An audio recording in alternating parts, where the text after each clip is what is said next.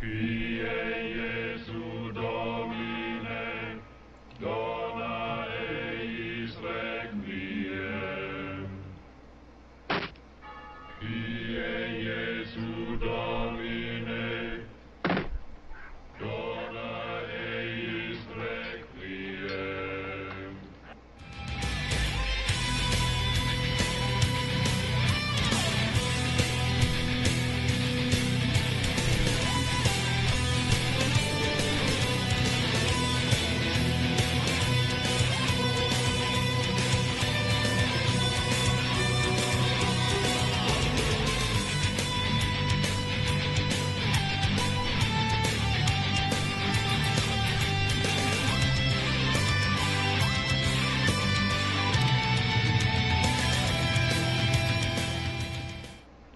Okay.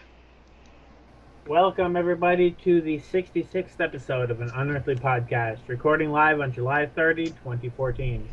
I am Bill Sylvia, the Man in Black, and with me are Mad Matt Winchell, Hello.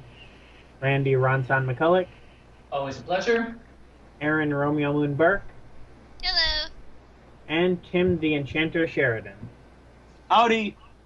As always, you can find us on twitch.tv/madmat2185, facebook.com/unearthlypodcast, twitter.com/unearthlypod, and youtube.com/maninblackreviews. Today we'll be continuing our look at the mind of head writer Stephen Moffat with the season middles of Series 6, A Good Man Goes to War and Let's Kill Hitler. But first, we have news from all fronts. Yes. To start with Series 8 news, it looks like we might just be getting every Doctor Who episode from now on cinematically released, or at least so that's what it's starting to look like at this point. Because it's been, what, 2-3 in a row?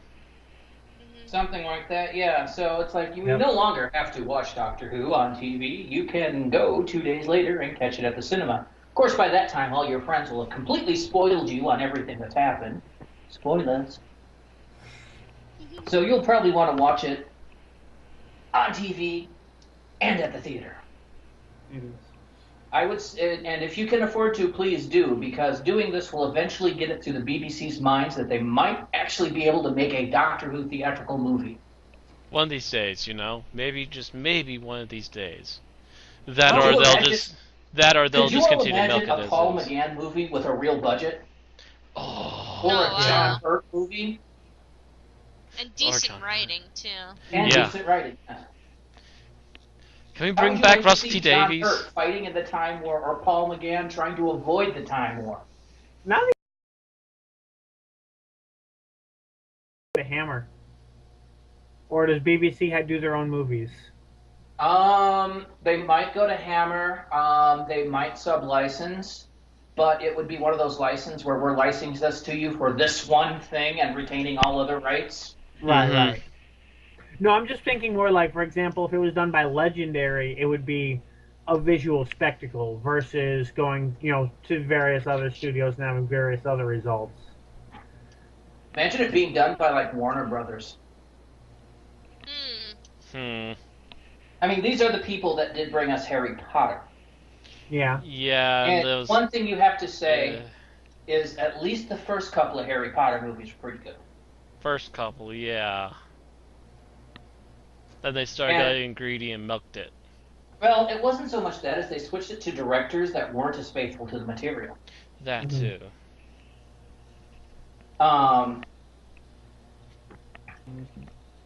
But if they had somebody that would keep the Doctor Who integrity, hell, I would even give this to Russell T. Davies Yes, please. if for it's Sugar and writing Tops. about the Time War. Mm-hmm. Yeah. But yes, did you imagine how much that would gross with a theatrical budget? Even not like the world's biggest, even like a $75, $85 million budget. There'd be people across Facebook and Twitter constantly posting pictures of, here, take my money. Yes. They could kickstart this son of a Of bitch. course, granted, they would keep going until there were more Doctor Who movies than Harry Potter ones, but still. Well, And as is long as that a they... bad As, thing? as long as they Yeah. pad it out long enough to actually get good scripts, I don't care. Yeah. If they make it like once every couple of years or so, I'll be there. Yeah. I don't have any movies I can go to every year, but I'm pretty sure I'll make room for Doctor Who somewhere. If they had Paul McGann and or Yes. John Hurt crank out a movie every couple of years, fuck, I'd be going. You do realize Tom would be standing there in the studio like, where's mine, man? They wouldn't even have to be in the same movie together. Although Tom Baker will be standing somewhere in the background going, I wish my movie had gotten off the ground.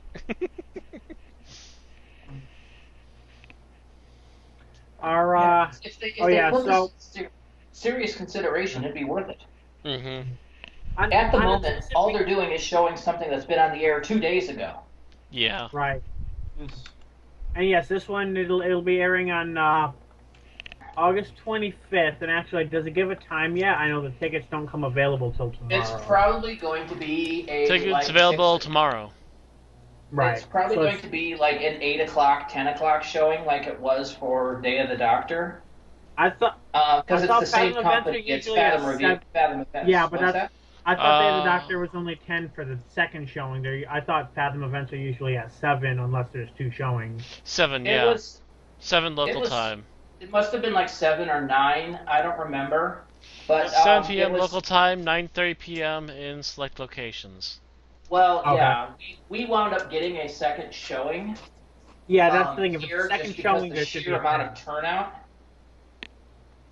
And I think that'd be happening again. Probably. Yeah,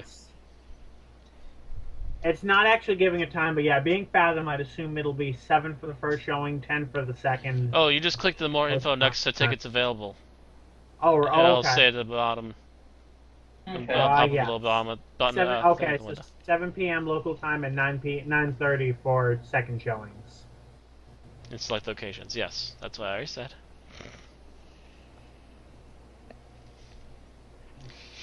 Oh. It'll be Okay, nice, I know- but yeah, at this rate, I'm never gonna be able to see these movies. These theatrical releases of these episodes, rather. Well, plus we'll have already done a live podcast on the episode prior to the theatrical release, so unless we really love the episode, we're probably not much reason to go see it. Yeah. And from considering what I our- know of Deep Breath, I probably wouldn't want to spend as much as I did for Day of the Doctor for it. Yeah. Day of the Doctor True. was amazing, Day of the especially Doctor. considering where it came from. Day of the But I Doctor wouldn't do that was for every episode. unbe-freaking-leavable. It is, I still say it is the greatest episode of Doctor Who ever made, and I will give Stephen Moffat credit for that. It's beautiful. I love it, and Oh.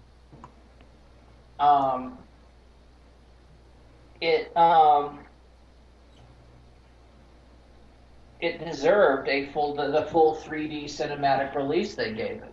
Yes, it did. But Although another 10 or 20 minutes would have helped. Mm-hmm. But the follow-up Time of the Doctor was not a cinematic masterpiece. No. It was far from it. It was disappointing, to say the least. In most aspects, yes.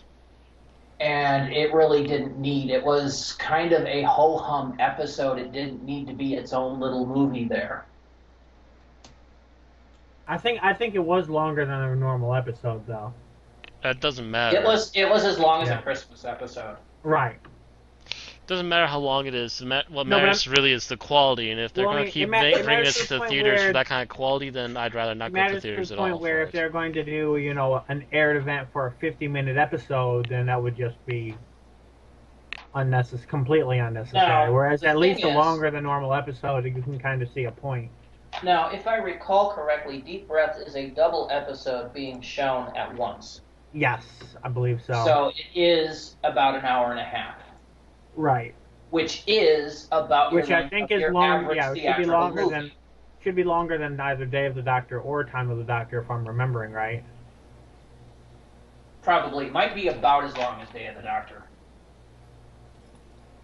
Because I think Day of the Doctor was something like 100 or 90 to 100 minutes all told.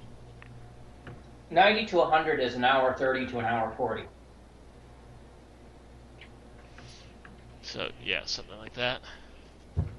Whereas, if you remember correctly, your average length of a Doctor Who episode is 42 minutes. True. Ergo, the episode 42. Therefore, 42 times 2 is 84 minutes. Yeah. Just under an hour and a half. As long as you're padding it out with something good, I don't care. So it's, 84 minutes, give or take 5 to 10 minutes. Mm-hmm. Yeah.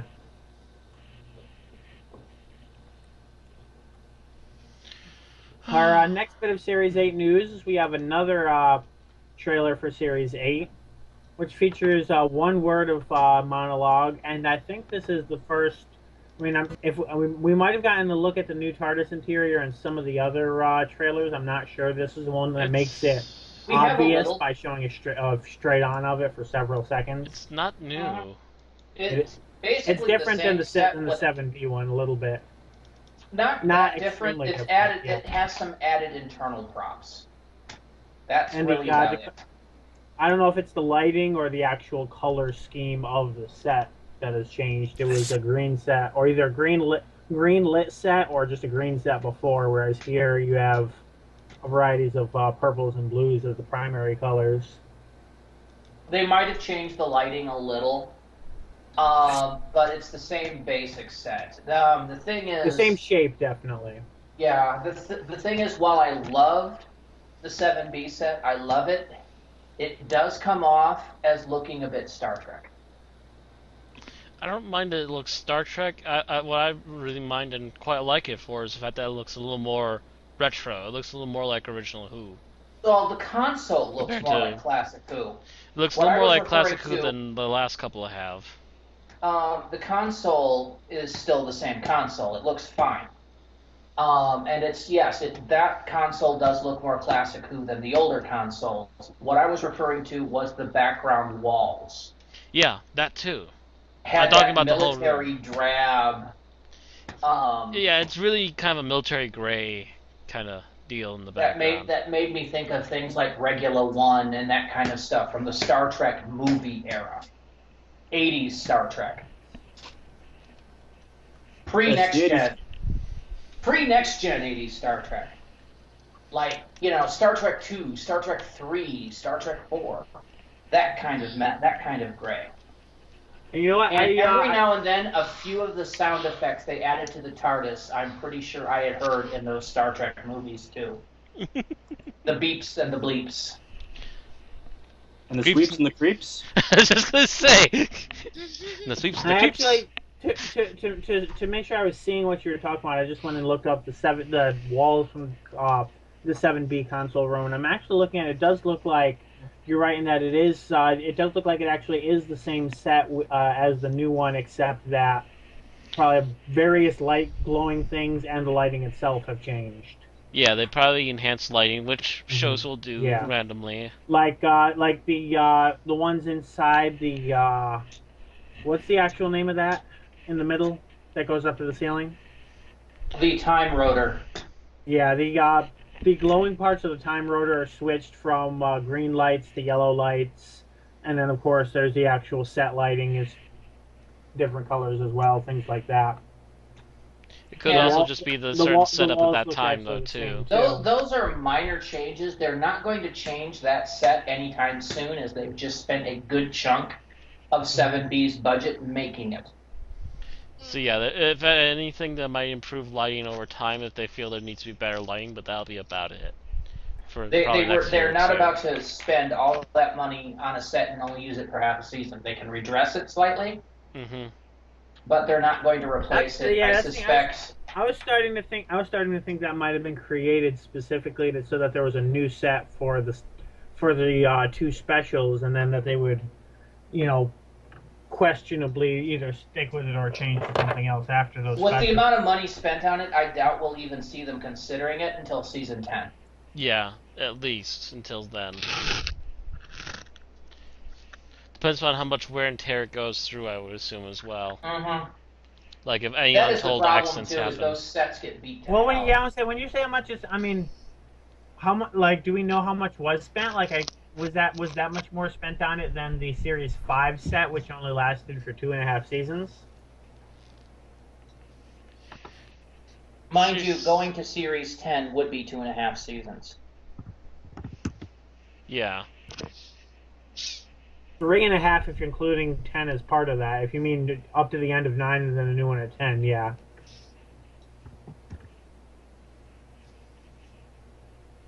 I saw a note somewhere on how much it cost. I have to look for it now. Yeah, I'm not Yeah. sure how much it costs, but I'm pretty sure that a set that big and trying to make it as useful as it needs to be is not on any means cheap. Right, but like the Series 5 one was pretty elaborate and possibly even more elaborate. So Mm, bits and pieces. Yeah. that one was one with 2 floors and everything else. Yeah, it was the steampunk one, yeah. That one I wasn't really too thrilled about, to be honest. Yeah, I was never really that fond of it, and that I think was a good chunk of the reason it got changed. Yeah. Is it was too fiddly and too fairy tale-y that it was just kind of like, no. It was also streaming too hard of, again, steampunk, which was actually on a downturn just as that season started. Yeah. Well, and I think David Tennant's console was a little steampunkish. It was kind of proto steampunkish, It was, and this but it took was... it this took it step too far. Yeah. probably. Yeah, exactly. It It- kind of went beyond. It was kind of pseudo steampunky, but it had like this whole other thing going on with it, so it kept it from being too blatantly steampunk. But then they just went full out steampunk, and it's like, don't know. I don't really care for that, especially at the time. But anyway, other than Yeah, the console I'm not- and a little bit I'm of not seeing any notes on how much that set cost. Mm. I'm still gonna look, and I will mention it later. But we should probably move on while I do. Yeah. Our that concludes our Series 8 news, but we do have some more new Who news.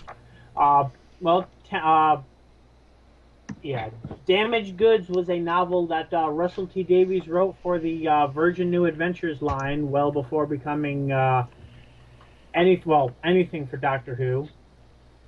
Of course, later he would go on to become the one of the executive producers and the head writer. So Big Finish has actually both announced that they were going to be adapting it to an audio drama and has actually finished recording it. So it is actually in post now, very shortly after its announcement there. Mm-hmm. The nice little quote I liked there was that Russell T Davies pretty much said upon being asked if he would allow it, was pretty much quoted as saying, "Why didn't you ask sooner? Of course." Because apparently he really loves Big Finish's work. And he's always admired their work, and actually a couple of the writers he borrowed for season 1 and 2 I think also came from Big Finish. At least one. At least one, if not a couple more. So yeah, he's all happy and giddy that one of his stories is getting a remake with Sylvester McCoy. Speaking of Big Finish, they're actually in the middle of what seems to be a 15-part celebration. They haven't actually announced how long it's going on. Originally, it was going to be a series of one-day sales, and this actually started shortly after our last, or right around the time of our last podcast. We weren't aware of it at the time. Since then, due to the high demand and the strain it's been putting on the site, they've actually extended it out to 2-day sales.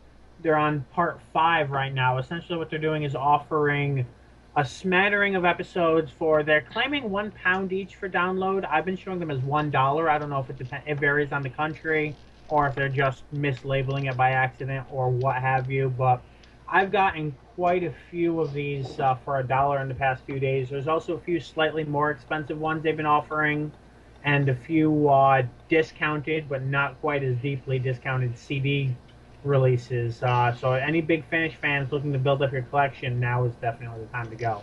I would assume with the CDs that you have to pay, of course, pay for the case.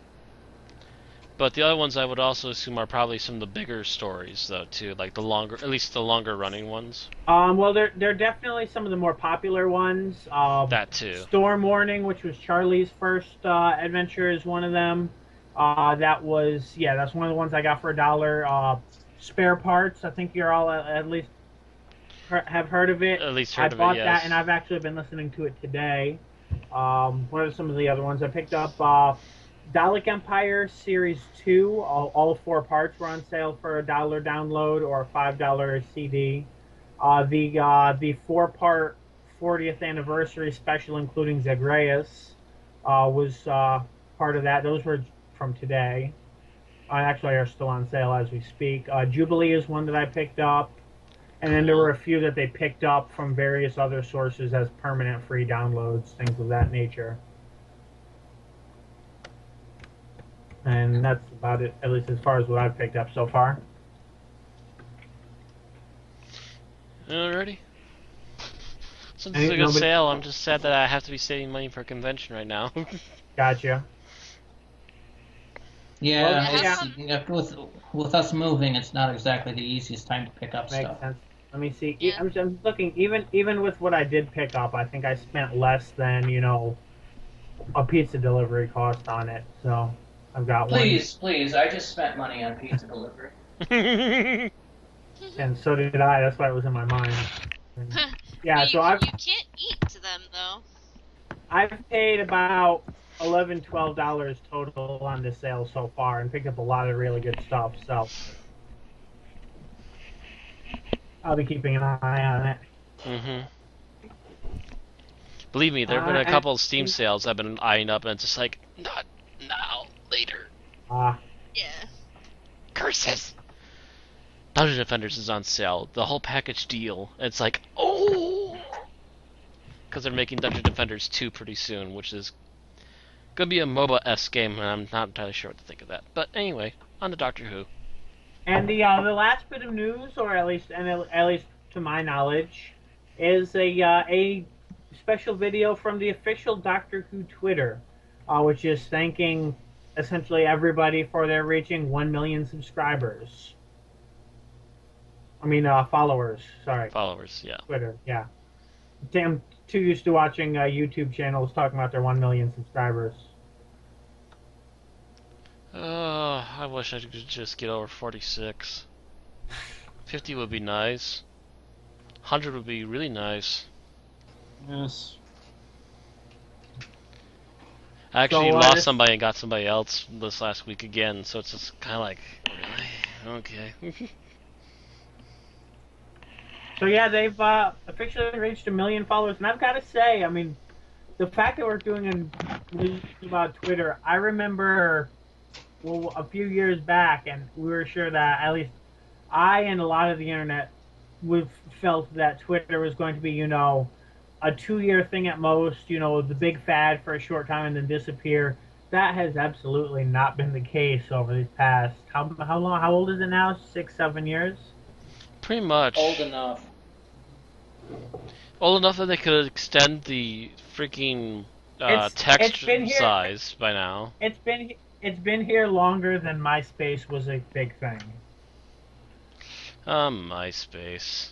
Yeah, it's kind of like with the internet. If you manage to live past a certain point, the point where the meanness of something kind of wears off, you're probably around for all eternity, Unless something really huge comes along and screws you up. Speaking of things being here for all eternity,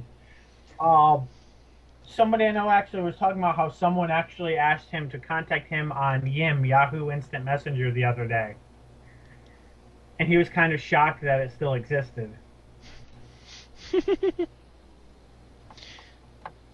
Yeah, it exists. Don't know why, but it exists. That's one that I never used. Yeah, occasionally I'll get a piece of badware that will keep trying to make my search engine go to it, and I delete it and set it back. Oh, you mean Yahoo.com? Yeah. Yeah. Oh, Yahoo Messenger, I used to be on that. MSN Messenger, or Hotmail as it originally was. I used to have that. MSN, or as it became Yeah. Windows Live, is one that I used for a while. Anybody here remember ICQ, or am I completely I dating never myself? saw it. I remember. I never I touched remember- ICQ, but I had friends who used it. I remember being confused by so many forums asking for people's ICQ right around the time that Skype was becoming big, and none of them were asking for Skype. And it was like the only person I knew who had ever used ICQ was about 15 years older than me. My How old buddy. are you? I am, well, 25 at the moment. Okay, I'm almost 15 years older than you. I used ICQ. I had a. I had a freaking 5-digit ICQ number because they didn't give you didn't get people's names. You had to get their numbers, and they gave them out in numeric order. So the fact that I had a 5-digit number meant I was one of the first 100,000 people to use it. I have a friend so if roughly you met 4 years older than you, and he used ICQ. So if you met someone and they're like ICQ me, my number is 12.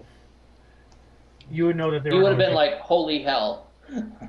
Holy hell, were you in the beta? Holy hell, you're probably one of the designers. Or designers, yeah. part of the Oh, sure. QA team. What are you saying, Tim? I was saying, I think I missed out on ICQ. I'm not sure what that is. It was an old messenger. Yeah. It was out around the same time that AOL Instant Messenger was big. And right around the same time Oh, that yeah? MSN and Yahoo Messenger became big, and then died within about 5 to 10 I years. heard ICQ was older than them and had its bell curve earlier on. Yeah, it was a little more clunky, and then AIM pretty much supplanted it entirely. And then Google Talk pretty much ate AIM. That's I always thought Hydra ate AIM. No, Hydra was a program that could run, I think, multiple chat programs, if I recall. It could run AIM, it could run ICQ if you programmed it right. It could run Yahoo, it could run Hotmail's, MSN Messenger. And all tie it into one program. There's a few others that do the same thing. But as far as the program people use, the evolution was pretty much ICQ, AOL Instant Messenger, Yahoo Instant Messenger briefly, and then usually back to AOL Instant Messenger, and then up to Google Talk. And that's just instant messaging software. That's not including Skype, which is chat with an instant messenger plugged in. Yeah. All right. MSN was probably in there as a heavy competitor for a bit as well. It was for a bit too. Before Skype really became the main thing. I think MSN and Yahoo both came out at the same time, and it was why neither one of them caught on big, was they kind of diversified the market. Well, yeah, MSN at least eventually became included in every Windows computer, so eventually, it was something everyone had, and then Windows Messenger, and they kept rebranding it. Right, yeah, by 2006, it was the most versatile messenger that any of my friends or myself had used, so we largely switched to that for a few years. I've been on Google Messenger since the beta for that. I mean, the very early days when it first started appearing in your Gmail bar. Yes. Not on that, actually, that I'm aware of. Remember when Gmail was a beta and you had to be invited by a friend to sign up? Yes, I remember do. that. Even though there was never a paid copy. Remember when phones were attached to their bases by cords? Remember when we used to have to use a rotary phone? Oh my god! Yeah. Remember when we communicated by tying pieces of paper to pigeons' legs? That I never did. Randy might have. Pardon me, while I continue to install Skype right now, I'm on the 13th floppy disk. I'm doing quite well. That was last Tuesday for me. Pardon me. I'm sorry, guys. I'm sorry. I have to stop the podcast. I'm getting a phone call. I'm going to have to turn off my internet now. Oh, And to think this whole thing started because I mentioned that Twitter has lasted longer than I expected. Hang on, I need to reconnect to the internet.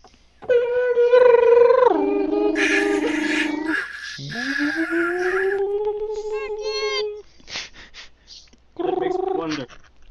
Is TARDIS a dial-up or is it a broadband?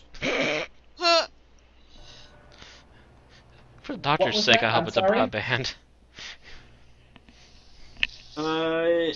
Well, what generation is the TARDIS? Does the TARDIS have Wi-Fi? It has time. It has Wi-Fi, but if you use the Sonic Screwdriver app. Oh. It has time phi. The actual messages you transmit, the bit packets get there before you actually send them. Unless you send them through a cloudy night, in which case... Actually, no, never mind. That went through, what, three regenerations earlier. So yeah, that still went before he sent it. So never mind. It just might get a little stack, though. Send a message on Monday, and it will come back to you the previous Friday. That way you can read it over the weekend. And then try to resend it in a better place. Make sure it gets through this time if there are any errors. Anywho, after that tangent, I think we're done with news. So, yep, and so how do we want to do Summary 1, Episode 1, Summary 2, Episode 2, or do we want to summarize them all at once, even though they're not... Summary 1, let's talk about 1. Summary 2, let's talk about 2. Yeah, I won't fight on that one. Yeah, These are technically separate episodes, and you can kind of feel it a little bit. Yeah. I mean, in some ways they're two-parter, but they're really not. Mm-hmm. They're a two-parter in the sense of the season-wide arc. That's about it. Yeah. One was the part 1 closer, the other one was the part 2 opener. Right. And they are connected, but they're not directly connected. It's like, actually, just like the following season, we'd have the Snowmen and Bells of St. John. Yeah. Yeah, kind of. Except with slightly less Mary Sue powers. Thankfully, a lot less Mary Sue powers. Although, possibly more creepiness from the Doctor. More creepiness from the Doctor in between supplemental stuff, yes. The Doctor needs to stop visiting his new companions in their childhood. It's kind of weird. Yeah. Yeah. Kind of is. It's like Doctor, are you a pedo? You know, I didn't need to think about the Doctor hunting pedo bear. But now I am, and it's your fault, Matt. Yeah. You're welcome. I'm just thinking of Matt Smith dressed in a bear costume. Oh, God. Looking over a little girl's shoulder as she's on the swings. That still would be better than Now- the final Doctor. Now, what's even worse is if you remember the mini-sode preceding Bells of St. John, where he's hanging out on a swing set talking to a little girl. Yeah. And the even more fucked up in this level, the little girl turns out to be Clara. And that's after he had followed the parents home to make sure they conceived her or some bullshit like that. No, this was This was did before that. later. Yeah, Mm. this was Well, I when mean, he like- was still looking for her. Mm-hmm. Oh yeah, from his point of view, this would have been earlier than that. From her point of view, obviously the other would be You earlier. wondered if when he did that, he saw himself talking to her and go, "Man, am I an idiot? He was right there, and I didn't even realize."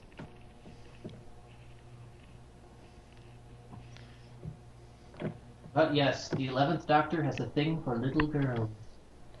I like little girls. Oh, hi, Danny Elfman. Haven't heard you in my head in a while. I'm just thinking of the episode we'll be doing Little 2 weeks from girls. now in that context and shuddering. Are we going to have to include the clip from Danny Elfman now? Next time? When we get there? If you don't know what I'm talking about, look up Oingo Boingo. Are we all stalling so that none of us have to do the summary? Is that what we're doing? No, Well, this I can do the episode, I mean- summary. Okay.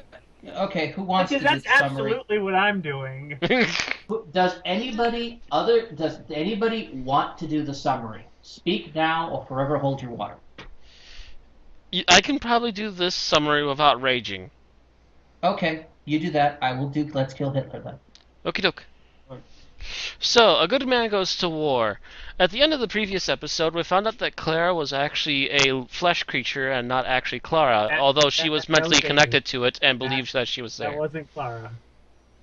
Not that was Clara. Amy. Wow. Amy. That's Amy. Wow. Amy We've Pond, been yes. talking about Clara too long now. Amy Come is the along, Scots. Pond. Amy is the Scots. But yeah, it was And actually then the Amy. Even it was actually a fake Amy, although Amy thought she was actually there on the TARDIS. She had been occasionally seeing a woman with an eye patch, which was actually her seeing a little bit of the reality that was actually around her. She awakens after the fake her is destroyed, and realizes that she is pregnant and about to give birth. And that's where they ended off the previous episode. And we need this to kind of go into this, which immediately starts with her in the white outfit holding a baby. The baby is Melanie Pond, named after Melody. one of... Melody. What? Yeah, Melody. Sorry, mixing names again. That's why Wow. I corrected you.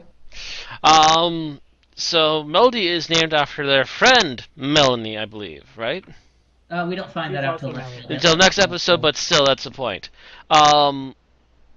So named after one of her friends that she's known since early childhood. The people around her are the Silence. They are a strange group that are trying to destroy the Doctor. Reasons are not ever given as to why. They are taking Amy's child and they're planning to make the child into a weapon against the Doctor. They take the child into a sort of cradle-like capsule and are about to run off of her. They're ready to run off with the child at any given moment. They are having some sort of get-together as they are still been waiting for the Doctor for about a month. Meanwhile, while the Silence is waiting for the Doctor to show up, the Doctor has been going across the time and space, meeting up with all the friends that he has known in the last, apparently in at least the current regeneration, and gathering them all up to prepare for a big showdown with the Silence. Including a really nice epic bit with Rory as the Roman centurion that he was, and in a new get-up for it, and being relatively badass for a change. Yeah.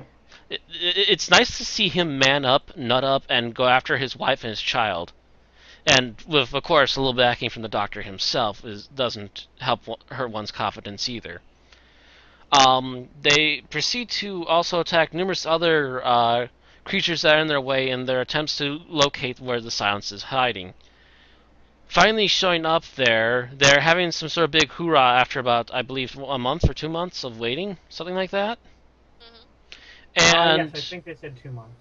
yeah, something like 2 months. They know that the Doctor is coming, but he has yet to show up. They are finally deciding to show off to their soldiers what these headless, quote-unquote, headless monks are. And essentially they are re-altered soldiers that have had their heads removed in an attempt to make them pretty much unstoppable, except for, of course, sustaining enough physical damage. Just that they cannot be swayed and they've given up everything mentally to become the perfect soldiers, essentially. That was supposed to be the whole point of using clones as stormtroopers, which kind of makes me wonder if that was why the stormtroopers were such a poor shot. Clone degeneration. Yay. Um, and for the most part, actually, I would say that the headless monks are pretty effective for what they are. But moving right along, they are showing off the headless monks to the soldiers for the first time, who have been told up until this point never to actually look them in the face or anything of the like. To which they get to the last monk on stage, and all of a sudden it turns out to be the Doctor. I saw this thing right away. Yeah, I was actually. I have to say that this was my first viewing of it today, and I was already seeing it coming. The Doctor then pretty much announces that he's got a huge plan and starts doing one chaotic thing after another to cause confusion in their ranks and whittle down the enemy numbers. Also, And make them disarm themselves. Make them disarm themselves. They take control of their communications and lighting room, so that way the Doctor could get away, as well as keep the enemies outside from being alerted that they're under attack already from within the base. They also teleport in a number of what is it now? Silurians? Yes. Silurians. There was some Jadoon. A couple of Jadoon, yes. And they also bring in Drax, Strax. Correct. Jenny. Jenny Vastra. and Vastra. So I'm terrible with names today. Worse than normal. The blue guy. To be Oh, fair, and the blue guy, yeah. To be fair, you don't really learn their names until after. I mean, I think Jenny's name might be spoken, Vastra's name might be said once, but I don't think the Doctor says any of that, and it's not... At least someone like me who's bad with names did not learn their names until the Snowman. Yeah. You do hear Strax a bit. Yeah, you hear Strax's name a very couple long times. scene with Strax, medi-healing the little boy, and his name is used like 3-4 times in that. I will also say that I think that Strax is, unlike in sequel episodes, is very much more in his element here. Although I still say he still has some pretty good comical lines here and there throughout the other episodes. They dropped the nurse thing after this episode, at least, other than have him perform the physicals, which he's grossly unqualified for. Yeah, there's that. It's like they actually let's let Matt finish his summary. Let's finish the summary here. Talking about the character. So they pretty much take over the base from the inside. They force their lead commander to tell everyone else to run and to have all enemies inside the base actually leave without having to shed a single drop of blood, without having to kill anyone, at least on their own. Mostly, the only thing that happened was the enemy killing itself, and mostly through accident and misfire. Some of them, like the Headless Monks, could already also be considered dead already, to be honest. They are trying to figure out what's going on when one of the other soldiers originally with the enemy group was actually still behind. She apparently had met the Doctor previously as a child on her home planet, and pretty much what she remembers the most about is that he was with her and a small group, and he pretty much ordered them to run, and they ran, and they succeeded at escaping whatever they were running from at the time. He managed to save their lives. New Who in a nutshell. Yeah. That's all you need to know. She happened to show up, but she also overheard the woman with the eye patch saying that they apparently had some sort of trap set up. And she was trying to question what it was, as suddenly the TARDIS is wrapped in a force field.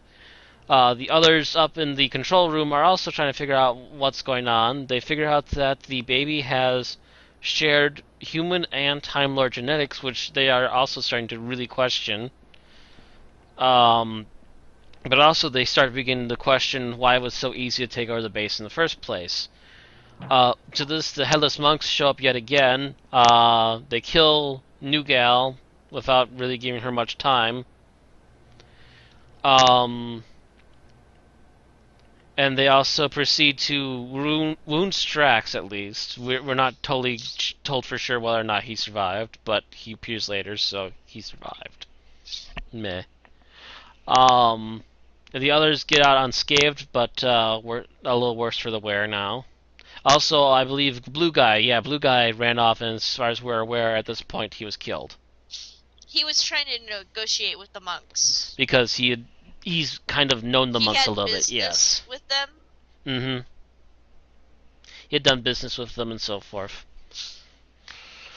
And trying to think. Oh, in the midst of the fight, they find out that the baby also is a faked non-human,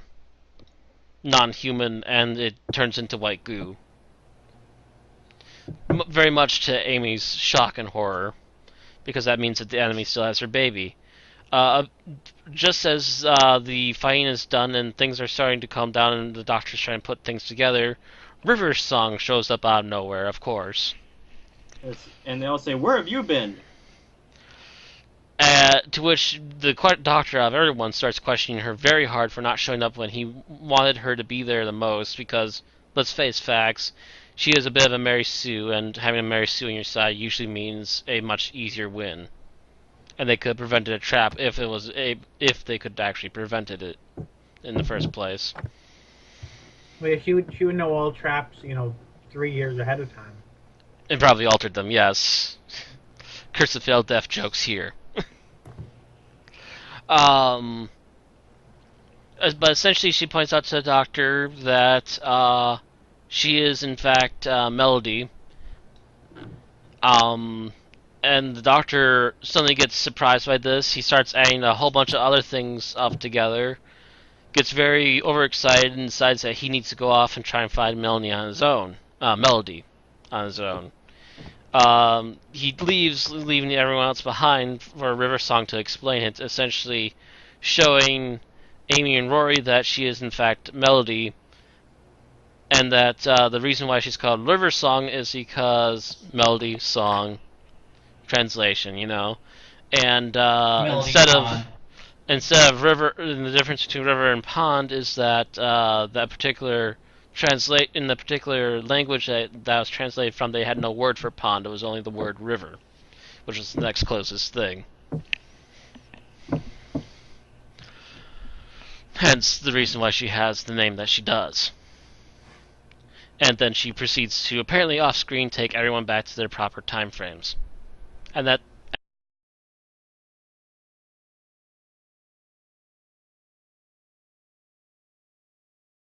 Ponds. Forest should have Yeah. ponds. Yeah, If you the pond have a thing place doesn't make that sense. has rain, you should have ponds. They may be temporary ponds. They may be basically oversized puddles.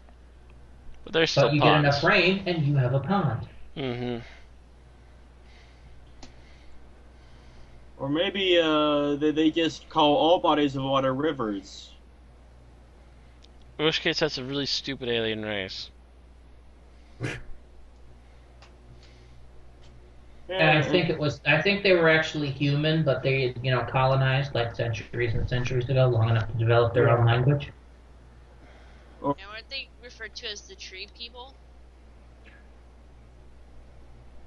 I forget what they were referred The to. tree people are from a different episode that were actually evolved from trees.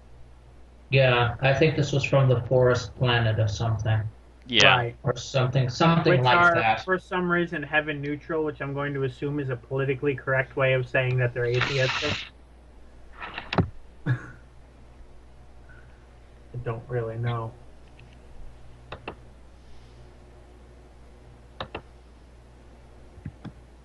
Okay, so where do we want to start? Might as well do the normal, follow it in a relatively linear way. We pretty much start off with the big montage of the gathering of people that owe the doctor debts and other just general people that they want to Okay, include. that's right. We started ranting about Strax and stopped ourselves. Yeah. Yes, Strax is a decent and likable character in this that we can see. It is only in all subsequent appearances that he gets turned up to 11. There's one word for the problem with Strax, and that is Flanderized. Yes. He is overly Flanderized in all subsequent appearances, to the fact where he becomes his own running gag. He is literally a three-joke person. He's a satire of himself. Yes. And that's really sad, because Strax was a decent character in this. He was decently created. He was decently written. Of the three, when I saw this episode alone of Vastra, Jenny, and Strax, Strax was my favorite. In all subsequent appearances, Strax became my least favorite because he's essentially the Oh wow. same three Oh, jokes wow. all over again. Sorry, Randy, you just completely What? bombed out there. No, I stopped talking. No, No, you went all machine stopping you like. up. Oh, Yeah. Now, All right, was that's this kinda was Is this this episode including? Yeah. Strax's first appearance? This It was Strax's first Jenny appearance. and Vastra's first appearances. Yes. yes. Oh, Randy, So, when like, you're talking about all subsequent. Oh, sorry. So when he references, what he's making penance for, we don't actually see that. No, we do not. No. No, we have not yet. Or that is it. The actor that played Strax has played Cybermen before, or not Cybermen, excuse me, Santarans before. Originally, in their first appearance in the Santarum Stratagem, he played, I think, the head Santaran in that. And then he also briefly played another one at the end of time, who David Tennant bops on the back of the head and knocks out with a mallet. Sometimes it's hard to keep track with a time travel show. Like when a new character makes an appearance, you say, "Have we seen this person before or not?" Yeah, That's and that's, actually He also- something I was that's wondering something that's about really the one popular lady. from. One Sorry, at a go time, ahead, I was please. Talking at the same time as you. Yeah, I was. Okay, go ahead. Let Aaron talk, Can please. I talk about that one girl? Because like this actually plays off of what Tim was saying. Feeling like you've seen another character before, and I kind of have that feeling about the army girl that we saw in this. That she wanted to see the doctor again, so she joined she joined the army of the silence to see Phil show up. I have a feeling that we've seen her before. Maybe the actress, but definitely not the character. Right.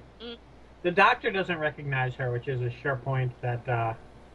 Actually, Or he at least does. he most likely. Well, he says A future version meets her. He says that we ran, which indicates that he probably has no idea who she is, but he might. He remembers the incident at the very least, for sure. Well, he knows that he ran with her, but it's generally the thing is, if the doctor meets somebody, especially with that face on, he's probably running from something. He actually deliberately says otherwise in there. He goes, "I remember everybody."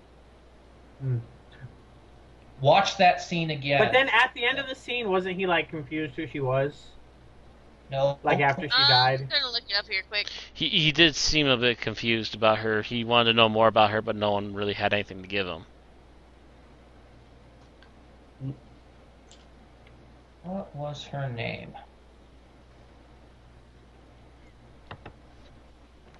All I know is that with that character in particular, for the very low amount of screen time we have with her, I got the feels at the end. Lorna Bucket was her name. Oh, yes, That's right, okay. Bucket. Okay, In played the by game, of Christina. course. Played by Christina Chong. I was just wondering if she was like a reference to like a classic Who serial too. No, and No. that is her only Doctor Who appearance. So we have not seen that actress previously in Doctor Who. Interesting.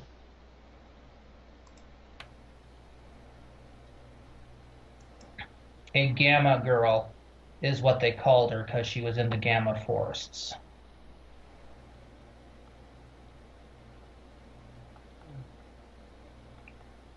Although who knows? Well, kind of wondering which doctor visited that because they mentioned they consider him to be a warrior. So I'd be interested if that. They said that John the Carter word character. "doctor" in their planet is the same word translated as warrior. Not that he was a warrior. Okay. It is implied that yes, he lied when he said he always remembered those that he met. Mm-hmm. It is assumed that he had yet to meet her. Oh, that's that a possibility. he met her out of order. Maybe. Very what much I a was possibility. There are no production notes on what they were thinking of when they made the character either. Sigh. It's a shame. They It really would've could have been- done more for her by now. That's- Which seems to be the problem with Moffat. He keeps having these really He does- darn good characters and then just drops the ball. And then, That's what- never follows through. I thought it there's was a a short good idea. story related to it. When There's a short Yeah, story called Lorna's Escape. Short story published in official Doctor Who But Annual it- 2013. It seems to be her backstory saying that she felt she would one day meet him. From what I'm seeing, Oh, no. This actually is her actually meeting him because it does feature the 11th Doctor in it.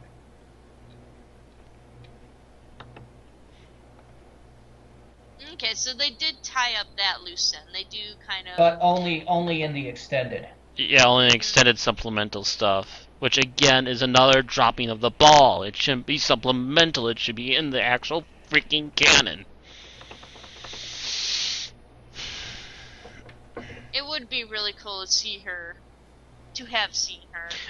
Again, I would state for the Yeah. very limited amount of time that we got with her, she was a really darn I good would say, character, I mean, and I got the and even- feeling for her. Even if we write her, even if we push her aside as a one-off character and don't, afford her as much, Jenny and say Strax is comic relief. Jenny is, only gets involved with the Doctor because of Vastra, and this girl dies, so she's not worth a lot of development. Why do we not have an origin for Vastra on the actual show? Why is that? Yeah, none of the that other three have a more of a actual background to them than this girl did. Matter of fact, this girl had more background in the actual story. Why? I thought Vastra was in No, because all She of the wasn't in Concurrent anything stories- previously. She was. she This was is not- her she was first not in the appearance. Introduction episode for the No. Silurians. No, No, this is her after first they- episode. From what actually, I'm trying to see how much of it was from the episode, how much was supplemental. But apparently, the Doctor found her around the opening of the London Underground, which I don't think has ever been something. Oh that's yeah, they appeared. did mention that a little bit. That she was found. That the Doctor found her in a London underground when she was killing innocent humans who were mining or something to that effect.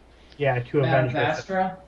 Yeah. And I never liked her because she comes off as a cross between Sherlock Holmes and Hannibal Lecter.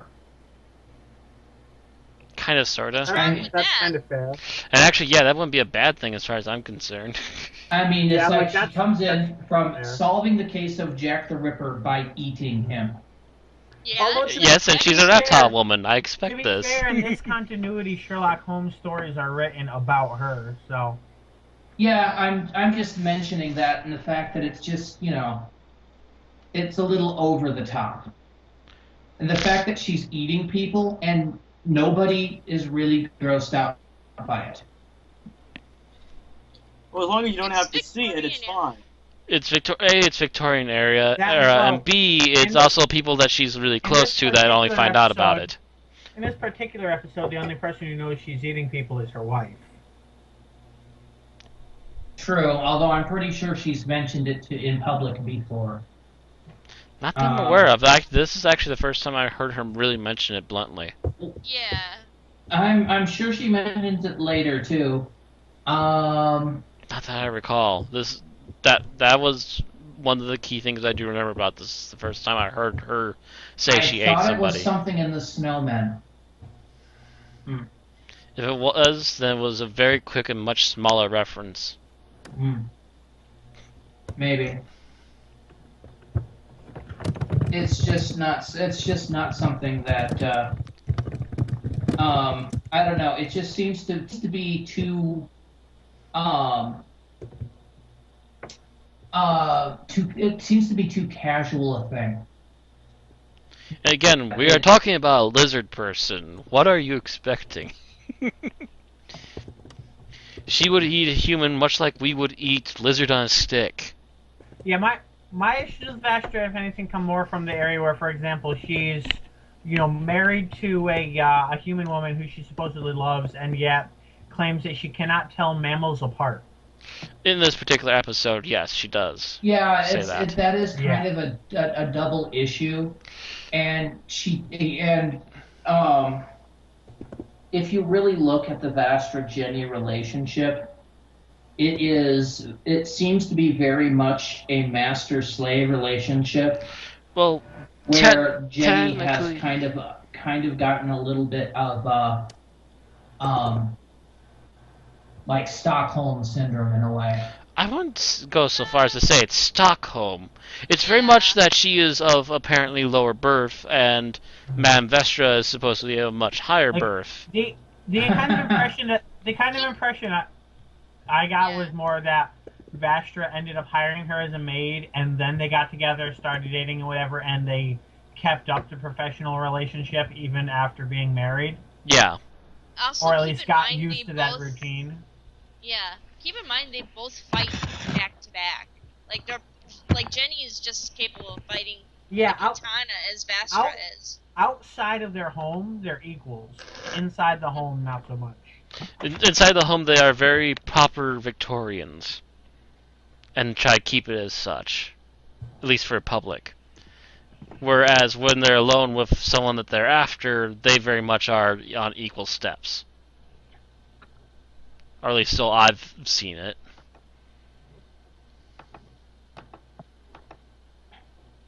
Although I think this is the first episode to make a cunnilingus joke.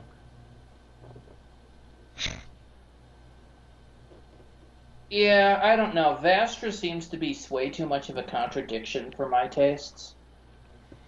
Again, your mileage may vary, but I can suspend my disbelief for that because there are relationships that are like that even in the modern day human, whereas at least she doesn't seem to be outwardly negative toward her, other than having these what appear to be unfair expectations. It's also, I think, a trademark of Moffat to have, hey, look, we have two characters in the same scene. Let's make them gay and married. And we see that also in the same episode with the, hi, we're the fat, thin, married gay couple. And here's the thing, I can understand for the sake of being characters, having them be the fat, thin, married, gay Anglican Marines is enough, but why would they, as people, think of themselves only in that way? It does not make a lot of sense. Yeah, it's like Moffat tries to, appeal, because a lot of Russell T Davies' writing appealed to LGBT groups because he himself is a gay man. Right. Moffat isn't, but it's like he's trying to pander to the groups, only he doesn't do it in a way that's really, Yeah, he does it in a way that's like he has no idea what to write. Like It's not flattering. his writing of women in general, like not just gay people, but his writing in women seems to suffer from a lot of the same problem where he has this idea of writing a strong woman, but he really doesn't understand women as people and doesn't really know how to write that. pretty much. Yeah, it seems like if any time he gets out of his comfort zone, it kind of begins to fall flat. Although I'll probably talk a little bit more about the women thing with the next part of this podcast. When we get to the next episode. Oh, yeah. Okay. So any other characters you want to mention? Those were the ones that were was- really big. We had seen the Yeah. blue guy before, hadn't we? No, I don't Not think that I so. recall, no. We see him again in The Wedding of River Song, but this is, I think, the first time we've seen him. Mm-hmm. Which makes me still wonder, like, what exactly did the Doctor call on him to do? Like, it seems like he brought him there to provide exposition and get his head chopped off. He Yeah. seemed to be a very shrewd, rogue-ish businessman. Yes, but why does the Doctor need it? Like, and if he's if he The needs- guy was actually very quick on his toes for realizing this is very probably a trap. Yes, but that would make sense if the Doctor kept him around with him as an advisor, but not if he's Quick going to question. be. Well, I guess he was kind of with him during parts of it. Mm-hmm. Is this before or after River Song has gotten herself a vortex manipulator? Which river? There's 3 different versions of her in this episode. You get my meaning. The adult river. Well, she appears on her own without any explanation, so one would assume it's with the vortex manipulator. Because we see her in an episode purchase the vortex manipulator. Yes, and that was but that was the previous episode, so I think we're probably to assume that. Yes, but didn't she buy it from him? Yes. Oh, you're right. Is that why the doctor forced him to come? Like, that doesn't make... Why does he owe the doctor a debt if he's the one who sold them the vortex manipulator? Oh, speaking of which, have you guys heard the theory about the face of Bo and the headless monks? It's related to the vortex manipulator. No. I've not heard that theory. The theory is that Jack became a faceless monk. His arm and therefore his wrist and vortex manipulator ended up going to Mr. Maldivar, and then his head went on to become the face of Bo. His head wasn't enough to contain his ego and caused it to swell. Well, he also seemed to be floating in pickle juice, so that doesn't help. Yes.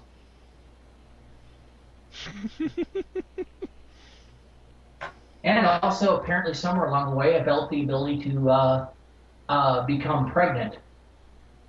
True, but this is Jack, so it doesn't surprise me.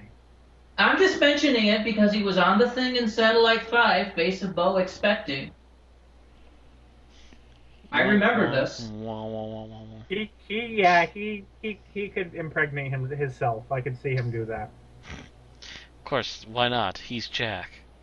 Yes. But yeah, like if he needed like a shrewd businessman, he might as well have brought Sabalom Glitz. That would have been a throwback reference. I wonder if that actor's still alive. Wait, who is he from?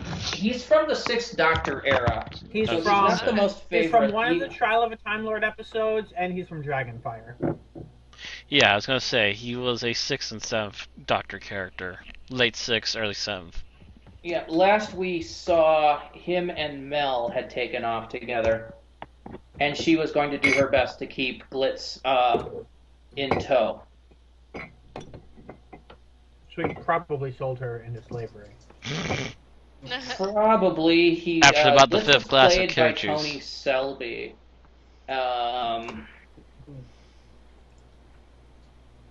And I have no idea if Tony Selby is still alive, or if he died of the BBC cancer. Bum, bum, bum. Bum, bum, bum. Oh God, I just realized Apparently he's still alive. We're going a while without a lot of death news. I'm afraid our live podcast is going to come around, and we're going to be like 6 people died this week from Dr.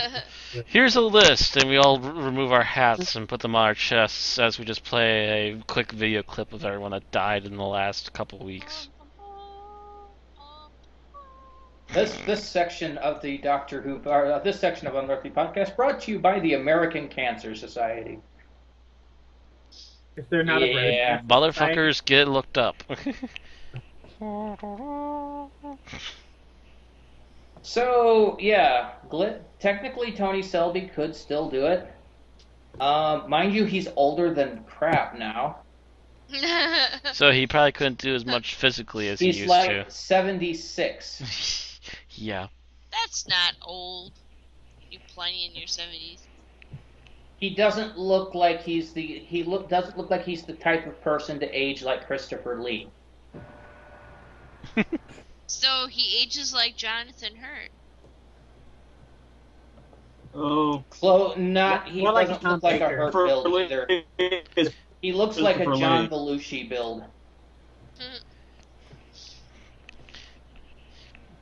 Jean Belushi with a gone over potato. Anyway, In short, not physically capable of pulling off the same stuff he used to. no. For a Stephen Moffat episode, in his own production era, personally, this one was not that bad. Yeah. Yeah, I always like this episode. There are a few iffy spots about it, but in Mhm. general, I find it an enjoyable Like, episode. you mean like the whole concept of two people in a TARDIS in the vortex um, have a little action and produce a kid? Turns out to be And Time Lord baby. that actually turned out not to be as bad as I originally thought it was, because what they meant, they actually give a kind of a loophole out here where Moffat doesn't straight up say which is which, but he mentions, her being conceived and everything in the TARDIS gave it a head start, and then they did the rest. So Yeah, it would they have might been have had good for access at to least some of a the throwaway line. right. It's that, the Time Lords were everywhere during the war. It's easy to find trace DNA from these various battlefields that you can just pick up and use to graft onto something. And we know that the Papal Mainframe has the secret to immortality already, or at least we will as of Series 7. And so adding in some of the extra tidbits would have been, and making it a little more clear that it wasn't just purely, oops, Time Lord baby, that it was actually them messing with genetics and making a Time Lord baby would have been a hell of a lot better. It was a line from that Yes. scene where I got that from when I rewatched it. They specifically mentioned in here that, he gave them a head start, and then the Church of the Silence did the rest. Mm-hmm. But they don't want to say what is what because they want it to be ambiguous, which They wanted to be is in the ambiguous, Moffat which stuff. is really the worst way to go with something like this, because it just feels cheap. Yeah, Moffat doesn't like explaining. Yeah, Which is I've why noticed. Moffat deserves a punch to the face. No, a kick to the dick. Get No, it that's right. that's for River Song.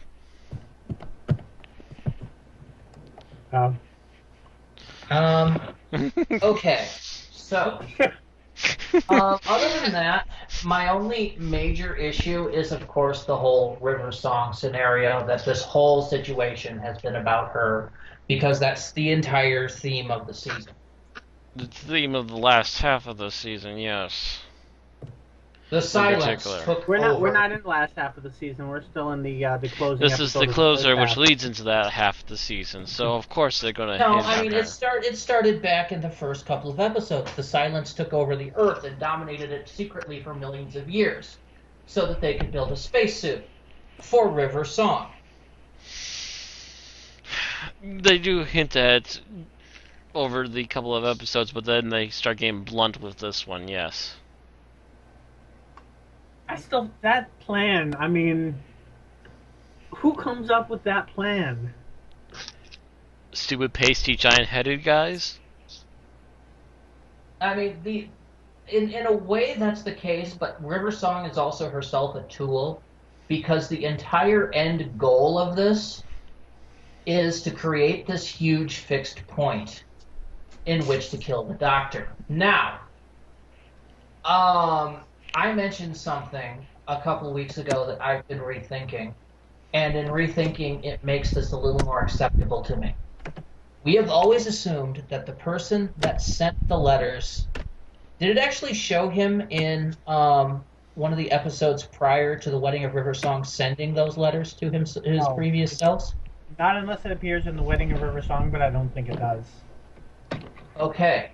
Oh no, but he does say out loud that he invited her to say he forgave her. Actually, so he at least was at the very least was aware that they were being sent out and consents to it.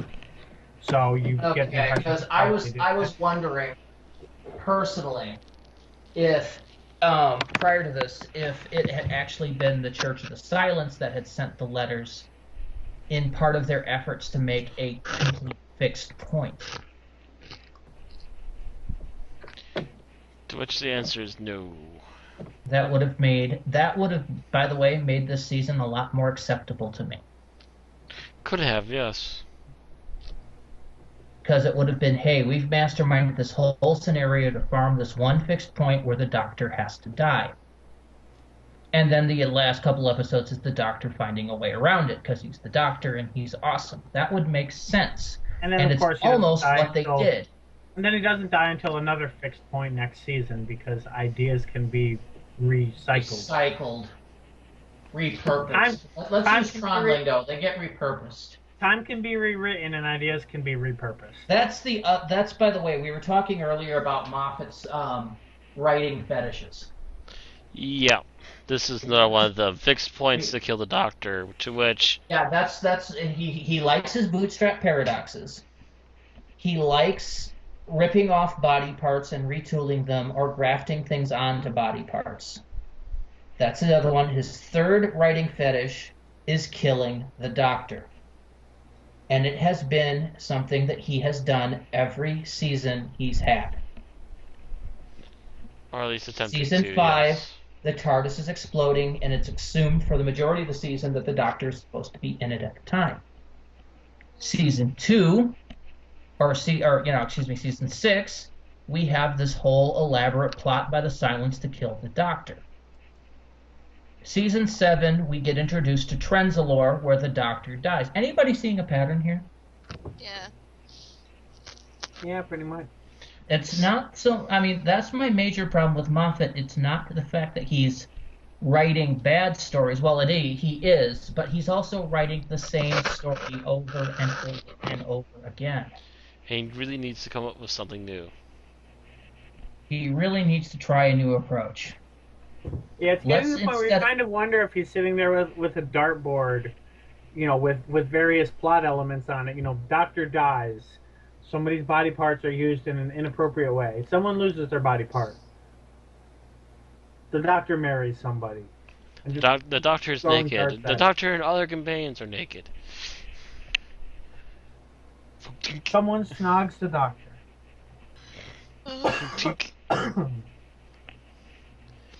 Just hitting the dartboard.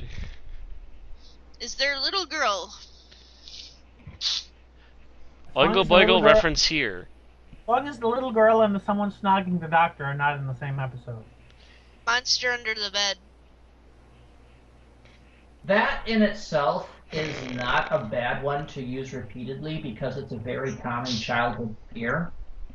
And that was when Moffat was his best, when he was writing episodes about things people are scared about.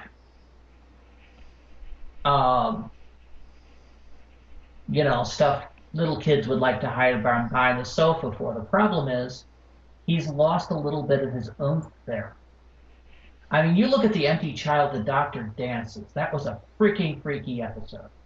Mm-hmm. You look at Blink. Whether you like the episode or not, it had its very scary moments. Mm-hmm. You look at Silence in the Library, Forest of the Dead, and the Vashta Nerada can be pretty freaky when they aren't being campy. Yep. The Who Put the Lights Out is campy. Them talk.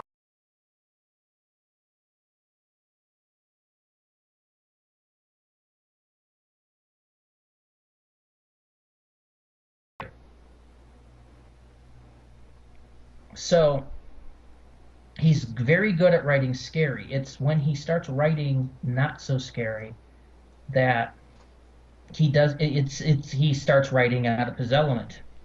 He starts planking. It's like he only has like 3 or 4 stories he can write out of that element, and he's just repeating them all over and over and over. He really needs to get back to that. I just realized bodies got modified in The Curse of Fatal Death too. Yes, they did. Yep. Dalek bumps. Dalek bumps. And how many times did he kill the Doctor in that episode? Repeatedly. Let's see here. He killed him at least 4 times. Now, if there's a freaking bootstrap paradox in there, it's basically all Moffat in a nutshell. The temple itself. They keep adding more and more crazy traps. But they play that off as, oh, I knew you were going to do this, so I did this first. Yeah, it comes off as more Bill and Ted. If you remember Bill and Ted with the time machine, it's like, well, if I got out of here, I would place the keys here, so I would know to find them. Hey, look, the keys are there. Awesome. It's kind of that kind of thinking to it. It was more comedic Bill and Ted-ish than actual, time travel paradox stuff.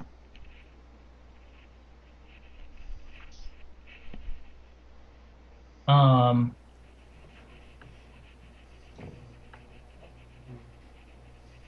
so yeah, I think we got everything with the Bootstrap Paradox and Curse of Fatal Death. So do you guys? Oh, sorry. Just Oh, sorry. Did you have something more you wanted to say about that, or No, not really. since there was a pause? The one thing we haven't really talked about here is the part with Rory. Now, do you guys think that was largely included just as an excuse to show, hey, we have a new cyber leader face, and these effects we can use for the cyber fleet? That wasn't a new Cyber Leader face. That was a I thought it was reuse of the slightly Cyber different. Leader face that we originally saw in The Next Doctor. I thought it was a different one. No, Nope, that's the same same one. one. The only thing that was different on the Cybermen costumes is that the Cybus C had been replaced by a more generic logo. It had been I officially thought replaced, yeah. the head had changed for the leader only. No, we've seen no. that in a previous story. We saw the exact same head in a previous story. If you're still awake after this podcast, Bill, go watch The Next Doctor with Tennant. You will see that cyber head. It's there. Oh, okay, no, the Cybus logo is the only difference. Okay, I thought part of the head had been changed as Nope. well. Nope. No. The only difference was that the Cybus logo was removed and just replaced with a generic circle. Now, the thing is that there had been rumors circulating that we were going to see new Cybermen outfits in this episode. And so that was actually a bit of a disappointment. We got them in the next Cyberman episode instead. Yeah. No. There was still one more. in There was between. still one Yeah. more with these current Cybermen. Yeah. I mean, Yeah, we it did was- get a different one in that this season they stopped having a C on their chest, but Yeah. That was only really a minor detail, though. That's just them taking a whole bunch of extra costume plastic and Yeah, it would still be Covering like up a the season and a quarter before we would see the new Iron Man Cybermen outfits. Was that in reference to when the putties had the letter Z on their chests from Power Rangers? Do you think?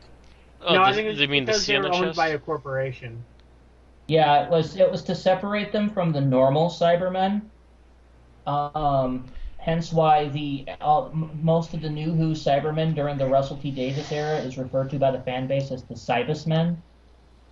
Because they were created by the Cybus Corporation in a different dimension. Correct. Cybus Industries. And what was the name of that bastard? I Loomis, can't think of his. I think. The guy that became the cyber leader. I can't think of his name. Well, he was an The asshole. cyber controller. It was like Loomis or Lumen or something. Loomis. Yeah, Yeah. Lumic. Yeah. Lumic. Lumic. Loomis. Yes. There we go. I knew it had a Lume. Mhm. I was gonna say Yeah, Loomis. No, you're thinking Halloween. Yeah. Yeah. No, he was Sure. a right bastard. He was a right bastard Lumic.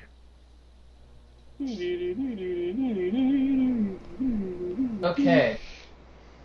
Other than that, this was a good episode, except for those little 2 points that would just start annoying me. Yeah, there are some kind of semi letdowns, especially if you look in the long run from this episode. But entirely on its own, this episode wasn't horrible by any means. It has some very kick-ass moments. It has a moment of false victory that pretty much goes a complete 180 turnaround within a couple of minutes, and that's actually kind of awesome. And then has at least a bittersweet ending.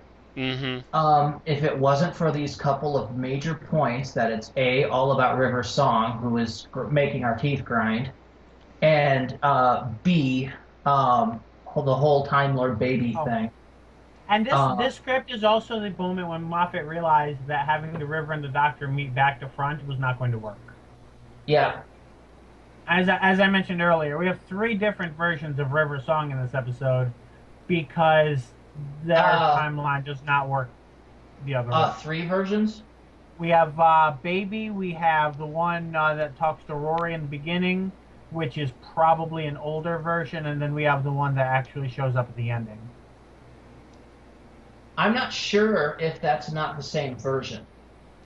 But Their mood and everything seems that they're from different points in Or a Time. river that knows enough about her own past that knows that she can't show up until afterwards. Because this is actually the first time we actually kind of see the fixed point thrown in the Doctor's own face. You know, where he says, a fixed point, I can't interfere. River couldn't interfere because old River And and young not River would necessarily, be yeah, existing like not in the same necessarily place at the same time. Right, yeah, not necessarily being a fixed point, but it being, you know, a point she had already lived and She could can't not. cross her own timeline. Yeah. Right. So she had to be gone from that particular point in order to actually come in. Yeah, that's why she couldn't go to Demon's Run, and why it might be the same River that shows up afterwards, because she knows when they left with her. By, you know, reviewing her own history. I think the one that meets Rory is an older one, whereas this one's kind of in the middle of the run. The one that actually finally shows up. I don't know. It's hard to tell.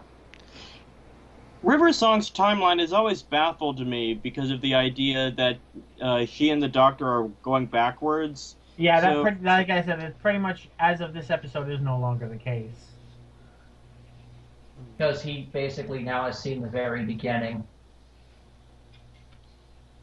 And yeah, it's like Moffat just drops that ball completely. Yes. Why? Because it's too hard for Moffat to think. Because Probably. trying to link up the two timelines in episodes, I got in the head the idea in my head that every time I see River, everything that has happened before hasn't happened to her yet. And that's Technically, mostly the yes. case up till now.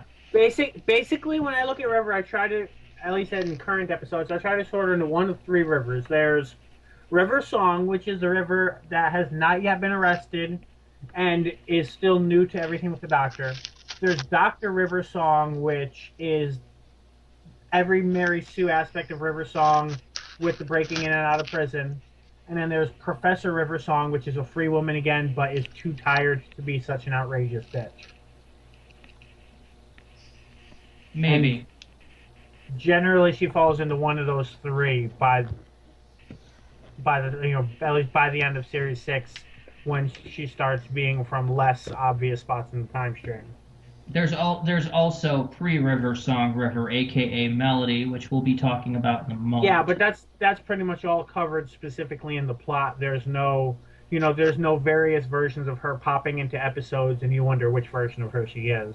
Oh, well, we see her in a couple episodes, but yeah, this is the first time that we actually see her all gung-ho, and the only time we see her all gung-ho. So, you know, for a weapon designed to kill the Doctor, they did a pretty shitty job. Anyway, let's actually then move on to the next episode. Let's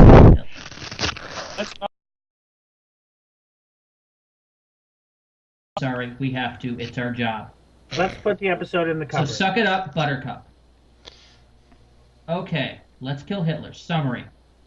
It's Amy shit. and Rory are driving through what looks to be a wheat field or some other crop field, following a specific set of instructions.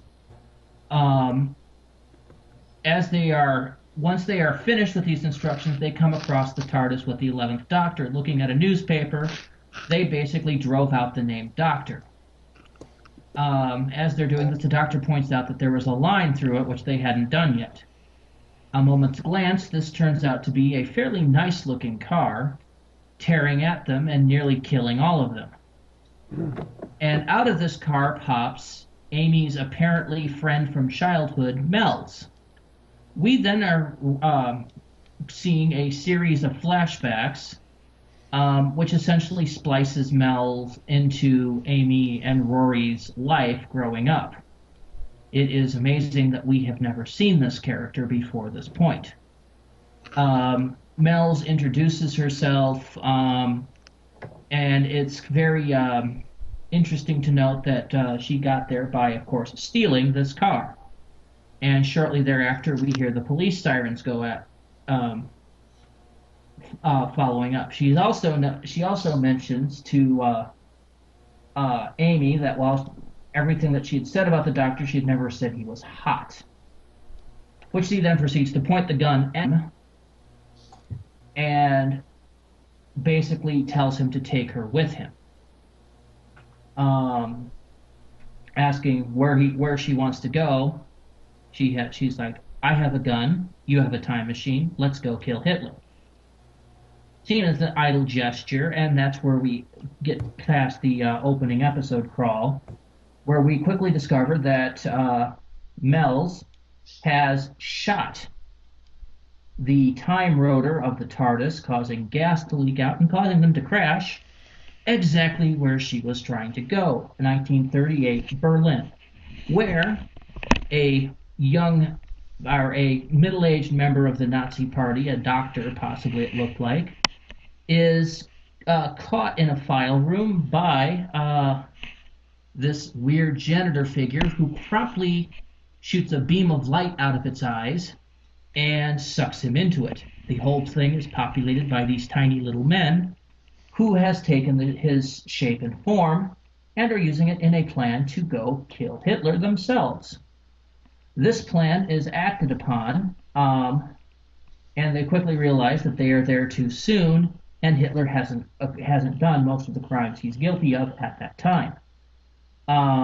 This assassination attempt is stopped by the doctor's TARDIS crashing into Hitler's central office room, and a Dr. Amy, Rory, and Mel's pops out with a bemused Hitler thanking them for saving his life. Unfortunately, as they're trying to explain that this was not the case, the man, or robot, whatever, stands up, and a small firefight ensues between Hitler and the man, during which Mel's is shot fatally by Hitler. Did we mention that Mel's was also of a minority race? Just pointing that out. Yeah. Anyway, things are not what they seem as Mel's begins to glow and changes into River Song. Da da da da. It turns out that Melody, who was named for Amy's friend Melody, is actually River Song and was thus actually, named for herself. She is in of herself a bootstrap paradox. Yes. Sorry, what was that, Tim? The doctor actually points out in the episode, you named your daughter after your daughter. Mm-hmm. Which I think it's just another one. So put another on the checklist for Moffat's bootstrap paradoxes. Mm-hmm. Anyway, River, upon regenerating, quickly has a quick scene where she attempts to kill the doctor about 3-4 times, with the doctor thinking ahead of her.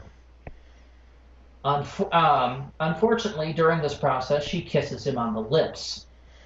And the doctor begins basically collapsing from a poison that she was using on her lipstick. Thinking her mission's done, she then proceeds to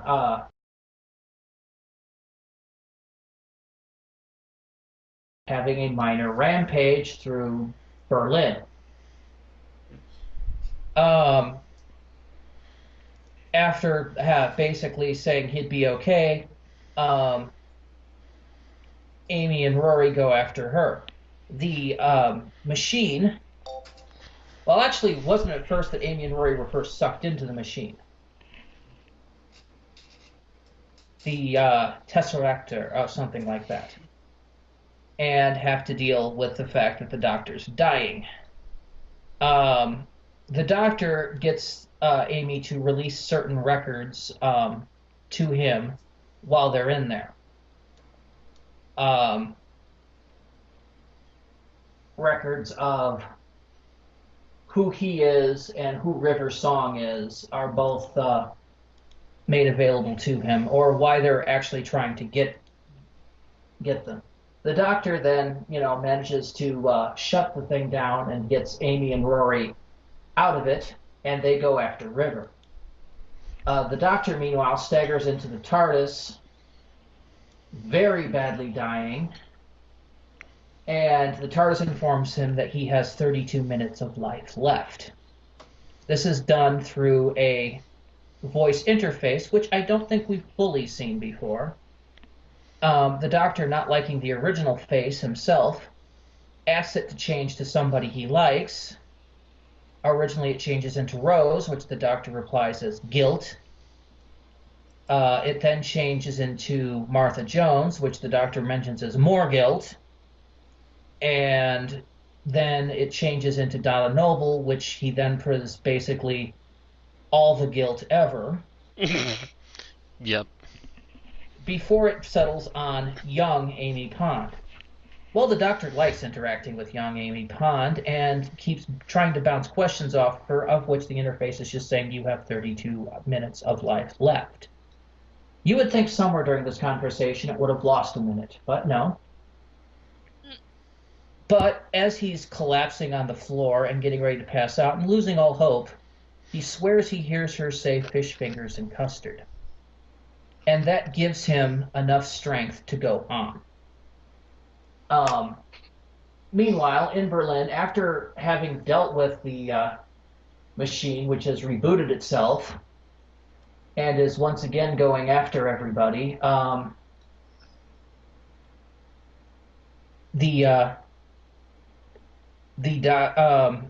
Amy and Rory have basically captured a motorbike and have found River in basically a Nazi restaurant, or a German restaurant that's, partially taken by Nazis. River has essentially marched in there with 2 guns, and since she has decided she needs new clothes, had everybody essentially strip. Amy and Rory were attracted to the place by a whole bunch of scantily clad people running for their lives out the door. River is, of course, treating this like her own personal seamstress here, and is trying everything on, finding which she likes best. Meanwhile, when they catch up to her, she first kind of delays them, but then she's also attacked by the Tesselector. And then the Doctor shows up, who has apparently taken time to dress in a top coat and tails.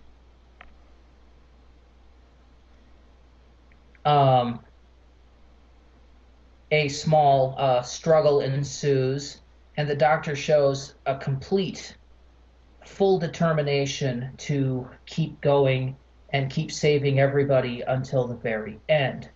It's actually at this point, and I do correct myself for this, that Amy and Rory is sucked into the robot. And they manage to screw everything up because they also have the Doctor's sonic screwdriver. The Doctor at this point is using a sonic cane.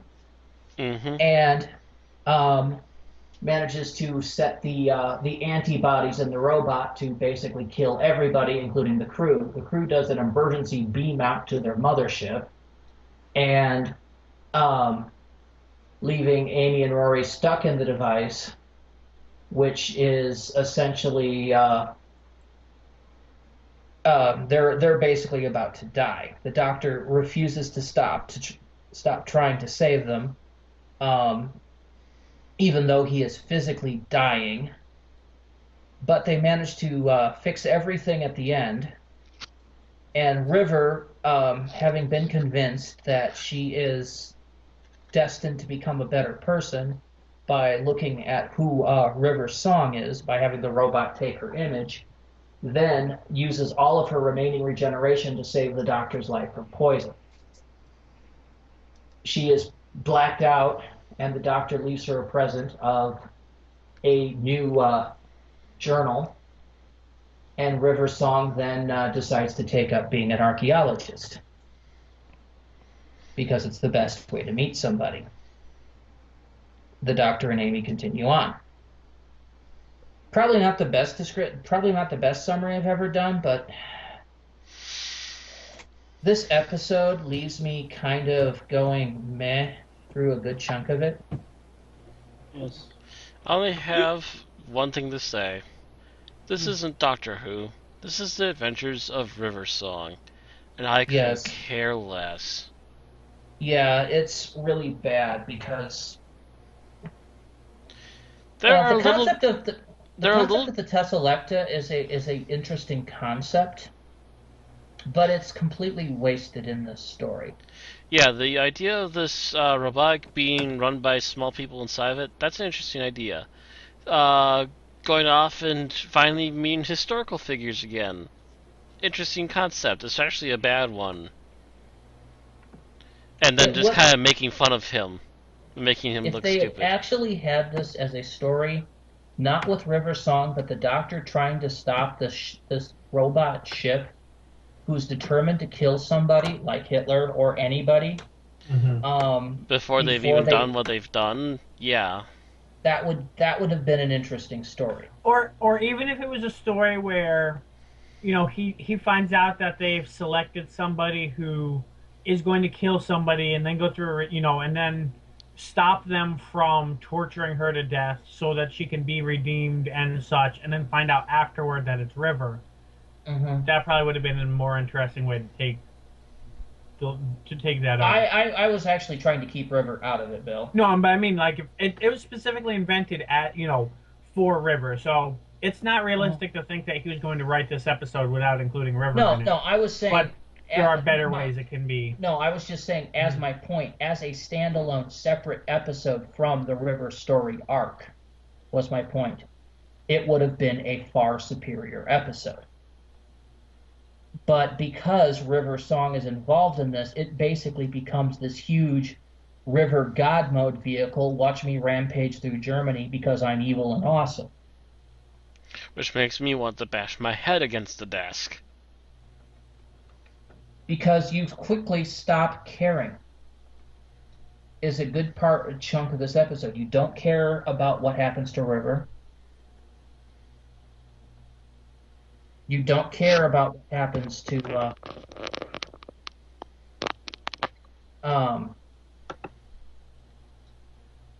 you don't care about what happens to Amy and Rory in this at this point, because all they're doing is worrying about River. And you don't really care about what's going on with the Doctor, because all he's doing is caring about River. And the title of this is a complete total letdown because Hitler has maybe 5 minutes of on-screen time. That's a pitiful amount for a title-named character. The Hitler from Indiana Jones and the Last Crusade was a much better Hitler, I think. I think those 5 minutes were what this season's plot was written around. It was like, okay, we want them to go back, try to kill Hitler, accidentally save his life, tell him to shut up, and put him in a cupboard. And we're going to write a season about it. Yeah. I also noticed... I think you're wrong there. It might have been a chunk of the story, but no, this season was written to be all about Moffat's favorite character. I noticed a flaw in reasoning over... The little people in the big robot. They say their mission is to go back and punish criminals who got away with it. Hitler did not get away with his crimes. Well, he got away with it as in he actually got to commit them. He died without being in any way imprisoned or punished for them. Well, yeah, that's but their job is to go back and torture people to death, which is something that normally the Doctor would be focused on stopping if he weren't, focused on somebody else. Yeah. Yeah, which is why I said this whole concept would have been better as a standalone. Because then you could have had the Doctor focusing on these things, and what they were doing was, abominable. And in violation of so many laws of time. I would have loved to see the Doctor come down on these people like you would see Tennant come down on these people. Yeah. where he would get angry. Well, that's another thing about the previous episode too, is that I think this is like that was like the last time we got to see the Doctor really be angry. And what's kind of weird in that is that he's like, oh, me angry, that's new. I'm like, you did it a couple of times last season. You're really not as angry as you were then. Yeah, it's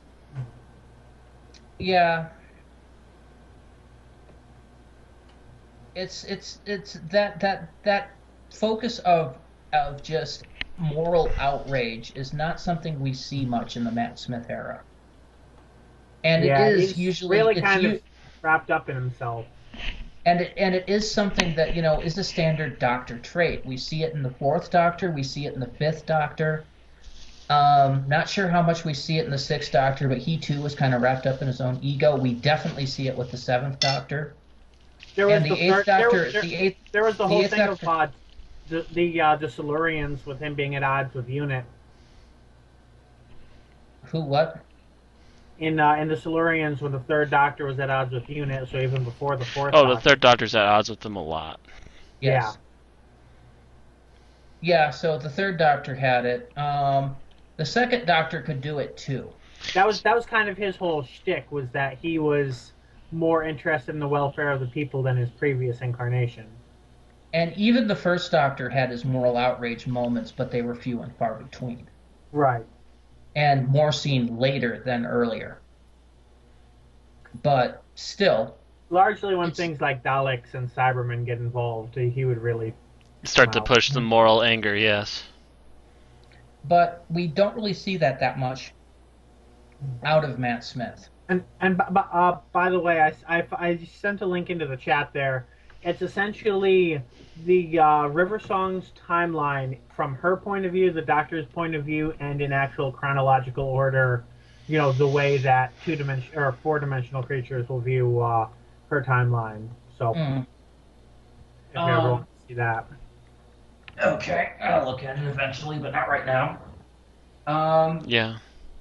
But, he doesn't really do the moral outrage often. I mean, we got to see him mad at the Daleks in Victory of the Daleks, but then again, he was mad not so much for what they were doing, but the fact that they weren't being themselves. So, not really morally outraged there.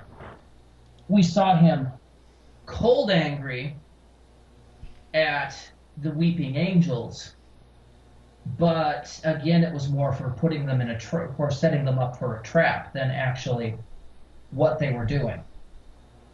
Because his kind of mentality on that is they're angels, that's what they do.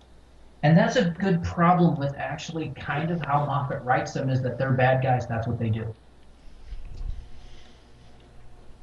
The Doctor Which is fine if you're writing about Daleks. Mm-hmm. But so many creatures are not Daleks. So many of them aren't, no.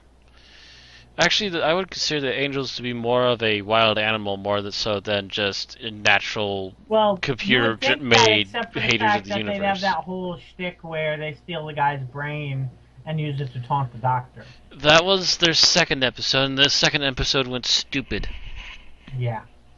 No, even in the first episode, they're operating according to a plan.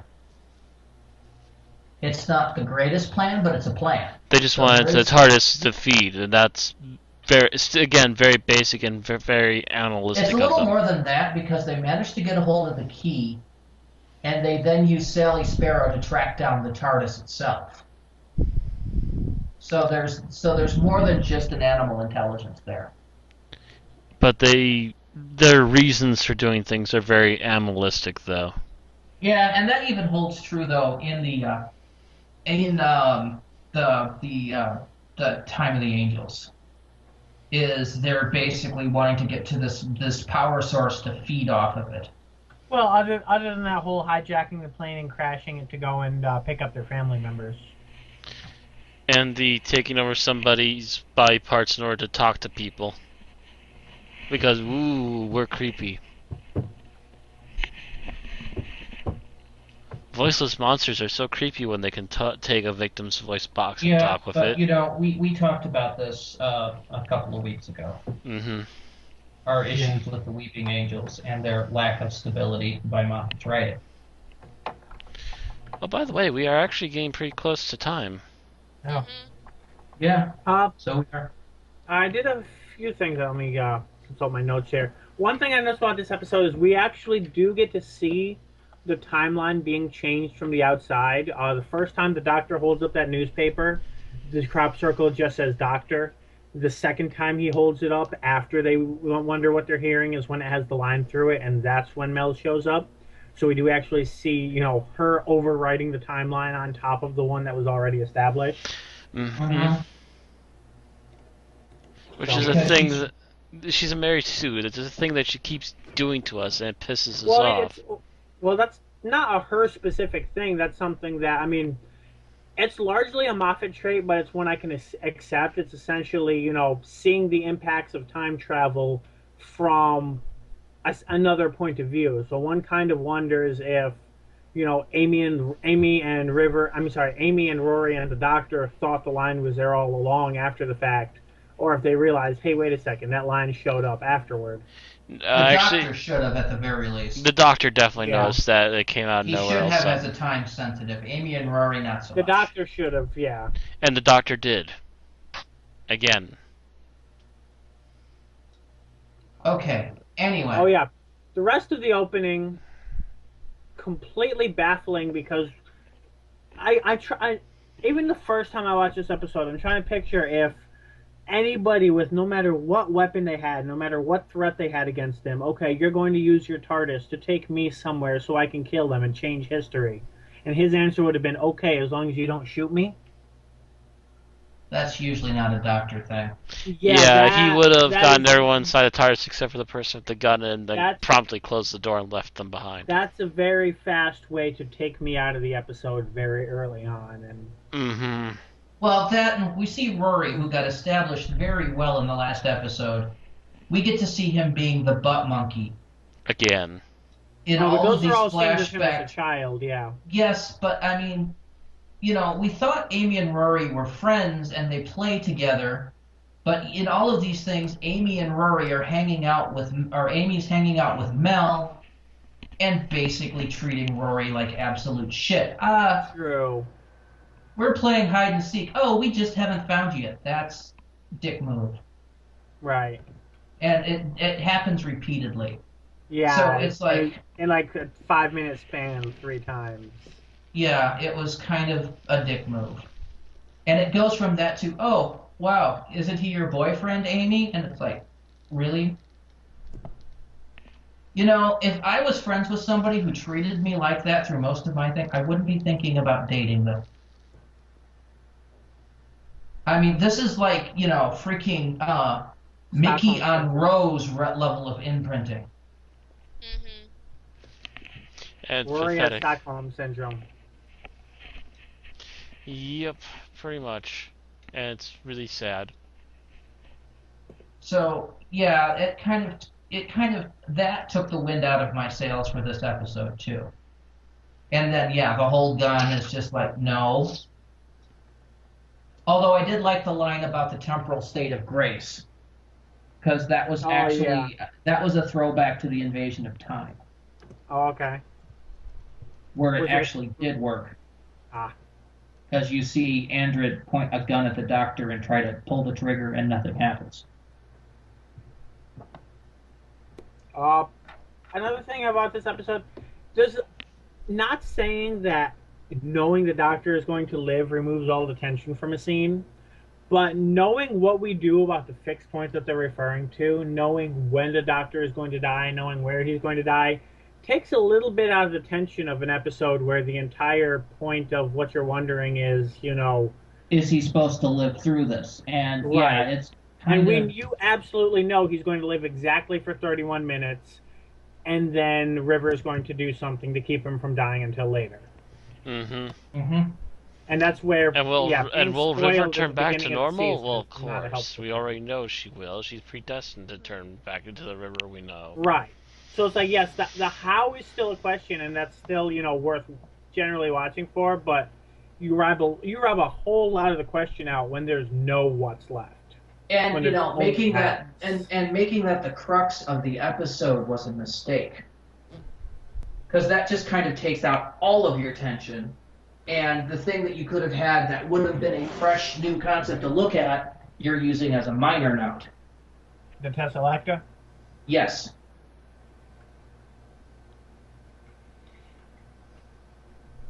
Oh, I've got another thing is looking at this. River and the Doctor have to have the most unhealthy relationship of all time. The Doctor's in love with River because he feels guilty for one, because she knew about him and caused him to wonder, and then because he feels guilty over the fact that he got her kidnapped. So a large part of his side is the whole guilt thing. And then a large part of her side is essentially a childhood crush on him and him knowing about her future. So those are really not healthy things to base a relationship off. Yeah, they're really only really only become a couple, and I use air quotes there because Moffat says so. Yeah, pretty much. Well, that fits what we were talking about before. Which is also, by the way, a hallmark of a Mary Sue. Yeah, they're there for the main character because the writer says she is. Yeah, but I mean, even separate from the Mary Sue thing, like we were talking about, his general thing with couples is they're a couple because they're a couple, and that's their characterization, and that's her as well. Yeah, he's not really good at he's not a good relationship writer. Not in the least bit, which is kind of funny for a man who's married. Which is why him commissioning himself to write Asylum of the Daleks was an extremely awkward and painful process. I'm sure there's another writer he could have gotten for that episode. Yes. Or at least for that part of the episode. Yeah, see our bitch about that. Go back to one of our early episodes. Actually, isn't that our first? That was our first episode, and we apparently turned a few people away because we spent about an hour and a half talking about whether or not continuity was important. The good old days. Well, we could fill up an episode with debates on whether or not it's stupid to think that things that are important to a long-lasting series are actually important. Yeah. But anyway, did you have any other points you wanted to cover, Bill? Just some minor ones, in that this is the one that I think it's the one that really establishes the Sonic having a psychic interface.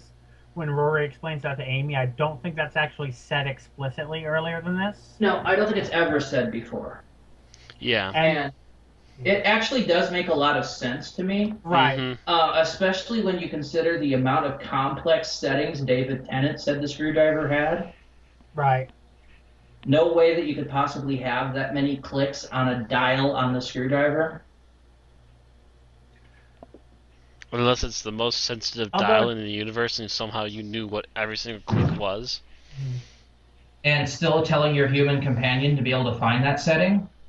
Not gonna happen. Right. Unless that human was Chuck Norris.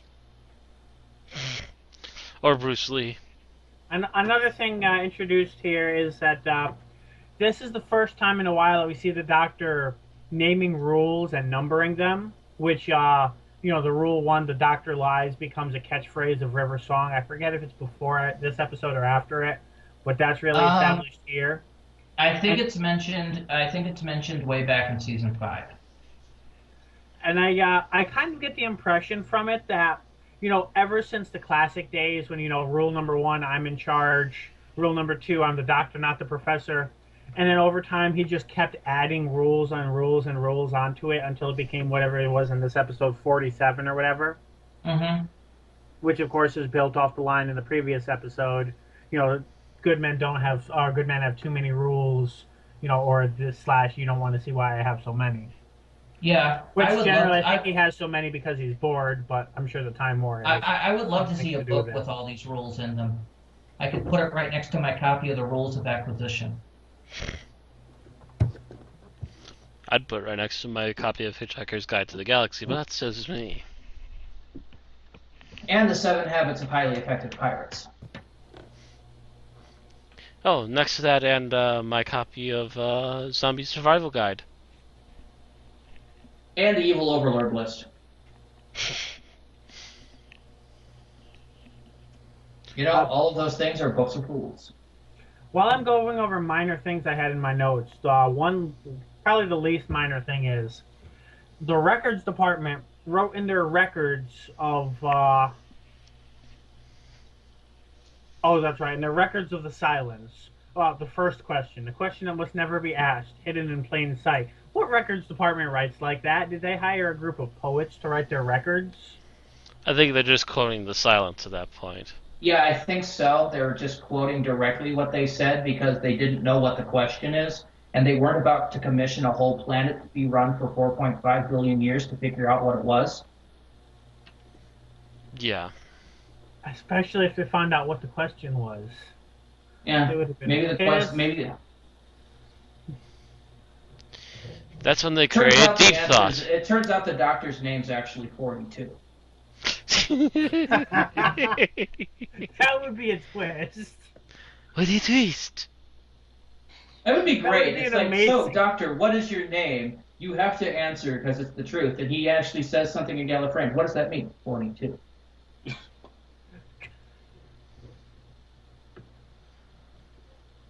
So long and thanks for all the fish. Okay, so speaking of numbers, I think it's time for our final thoughts now. Ooh. So I am going to go from left to right on my Skype window here and ask for your final thoughts on each episode, starting with Kim.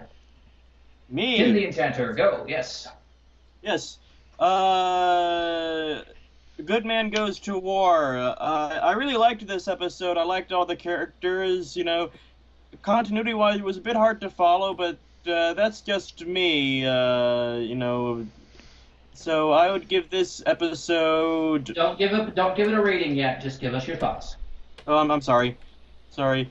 on both episodes. So this and Let's Kill Hitler. Just your thoughts.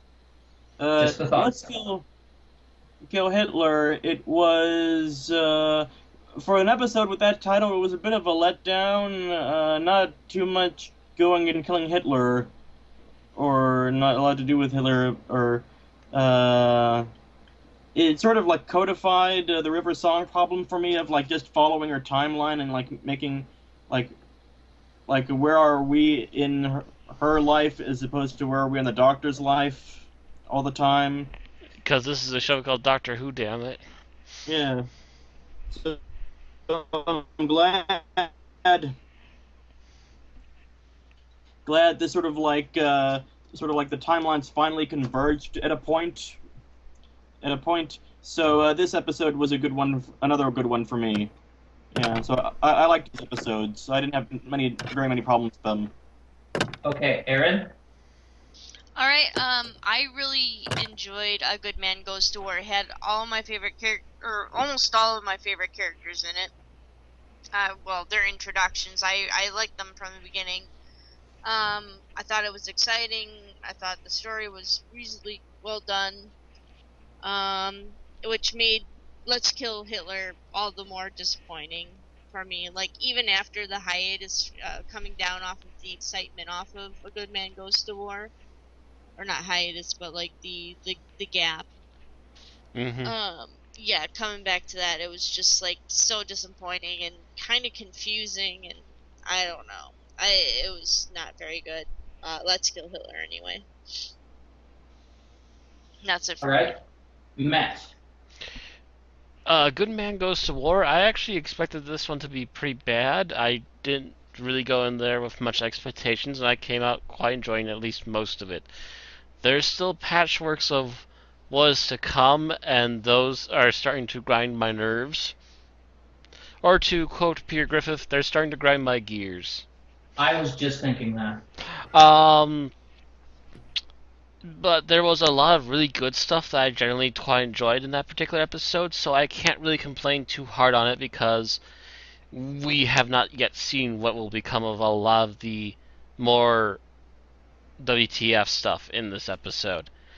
But then going immediately from there to Let's Kill Hitler, you couldn't try harder to make this a two-parter and failing at making a good two-parter. Especially with a title called Let's Kill Hitler. Hardly has Hitler in it. Definitely don't kill him in it. And Well, to we be focus fair, too much if on you- River I don't Song, think who is you really really in of thought they were herself not that interesting of a bleeding character, and is just completely lets the good possibilities of the story down immediately. Okay, is that what you have to say? Yep. Bill.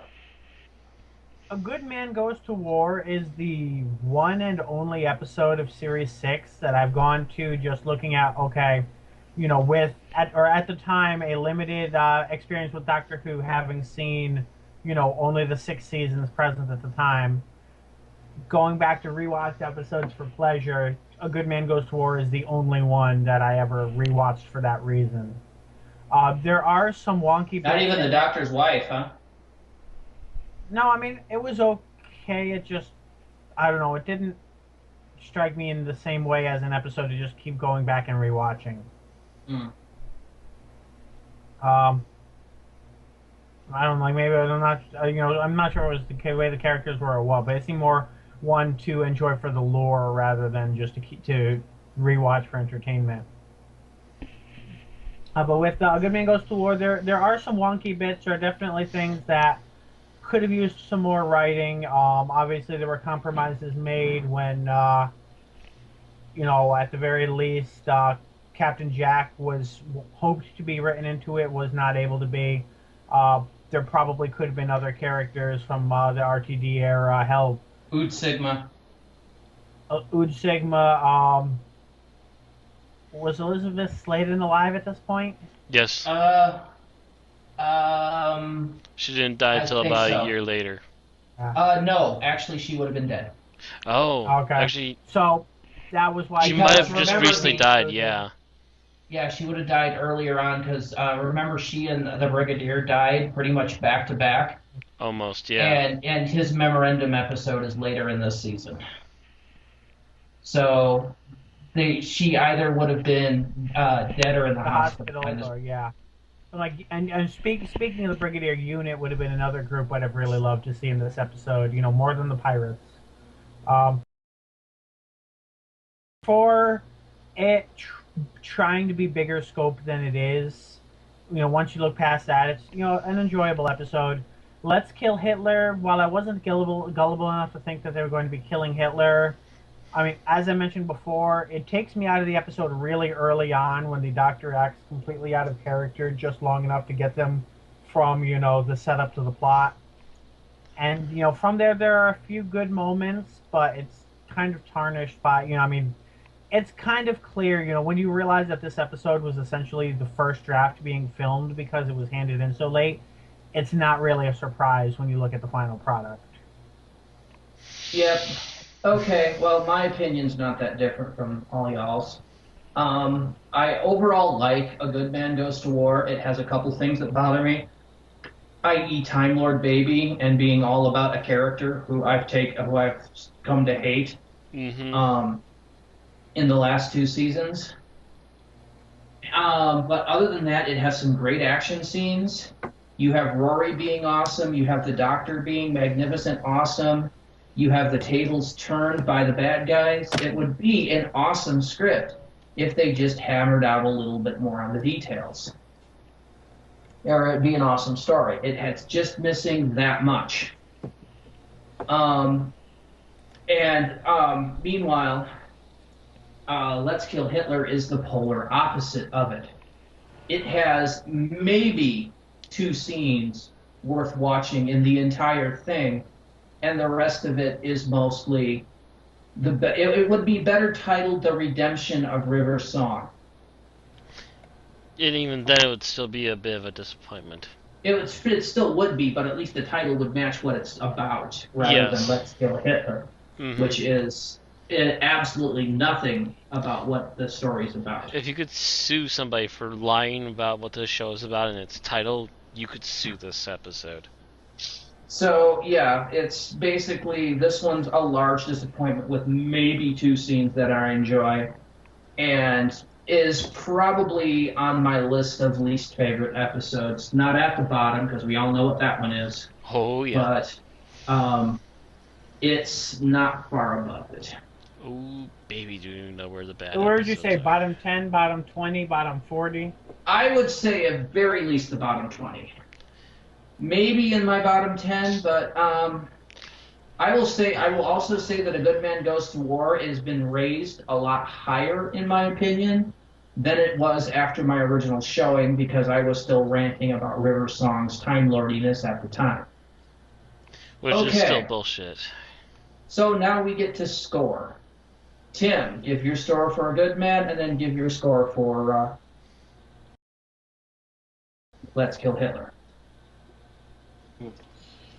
I had a lot of fun with Good Man, so I'm going to give it a 5 stars. Really? Yes. In spite of, some of my problems with following the continuity in it all, a bit confusing, it was an enjoyable episode with great characters and... And what well, a twist. Yes. Yes, indeed. Again, agreeing with you, after that, Let's Go Hitler was a bit of a letdown.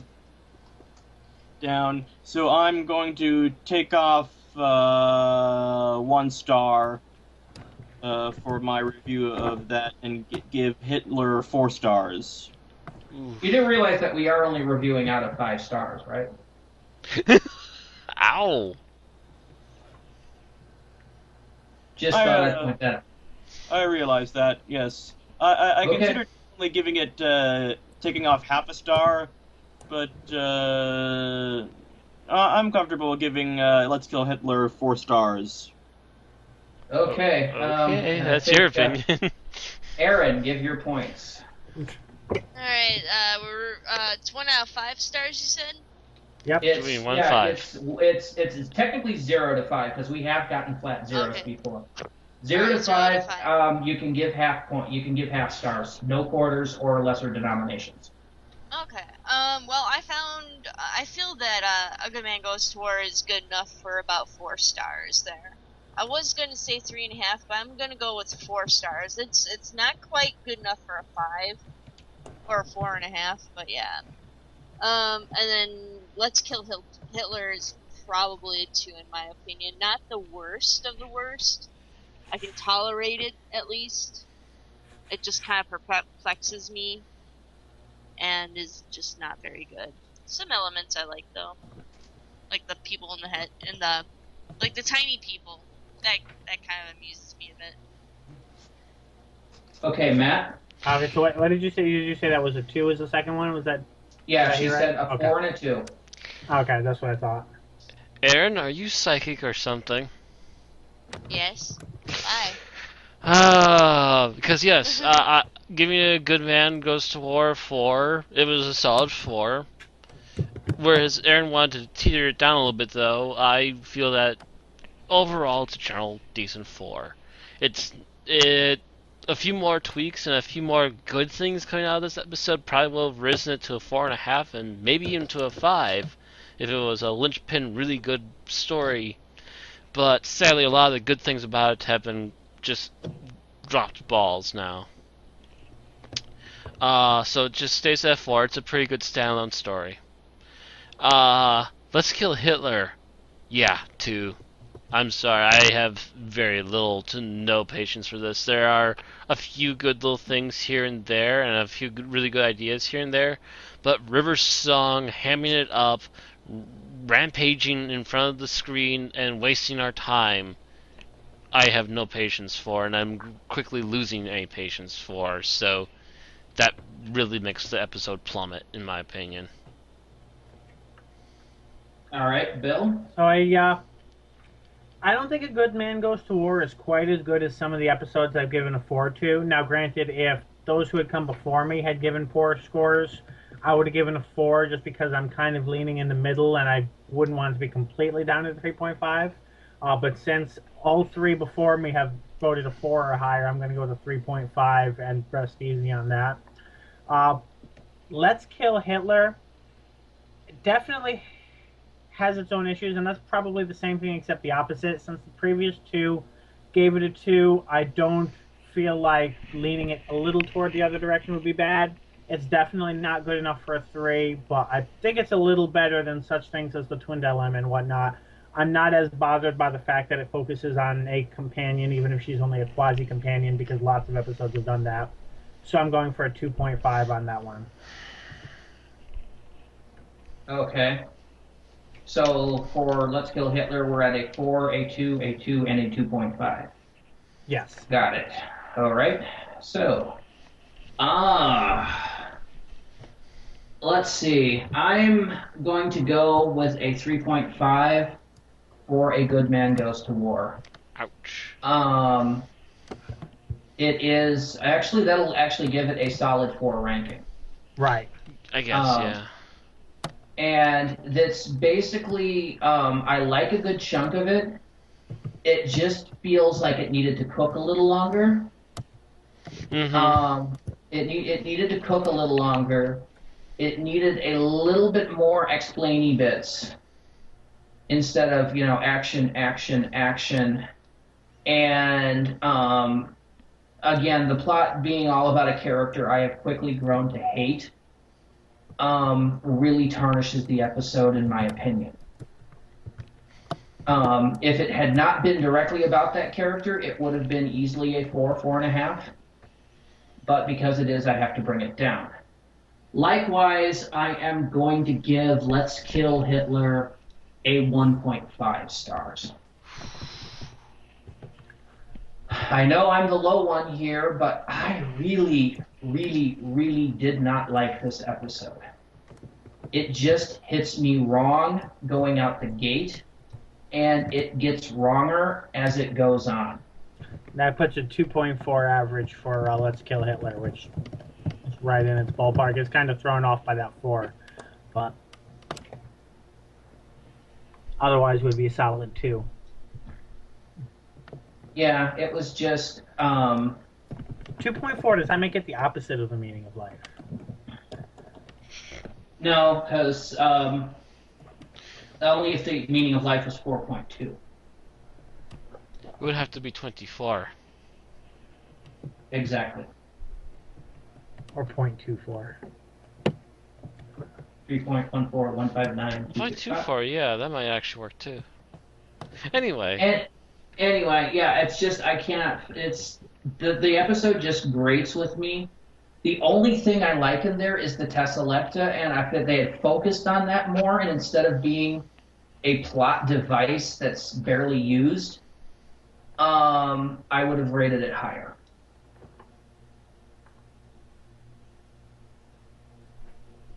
So that does it for our reviews for A Good Man Goes to War and Let's Kill Hitler. Next week, at more or less the same time, we will be, I believe we're going straight to the Wedding of River Song at this point.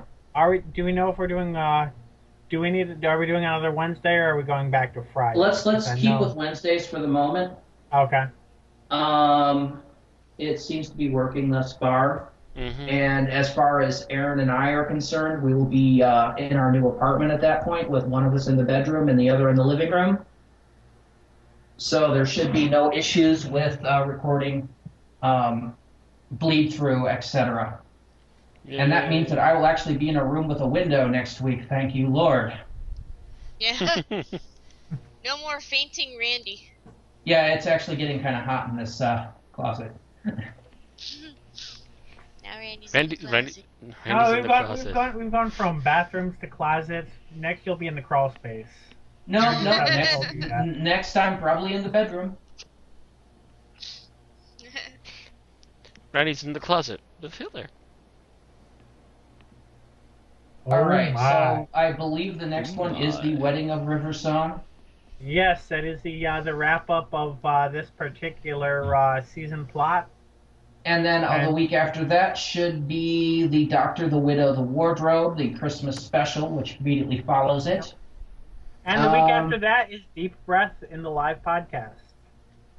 Okay. Which we'll get to you guys in one format or another, we swear it. Hope to see you then. See you next week, and hopefully see you the week after. Until then, stay frosty. Good night, everybody. Good night. Nighty night.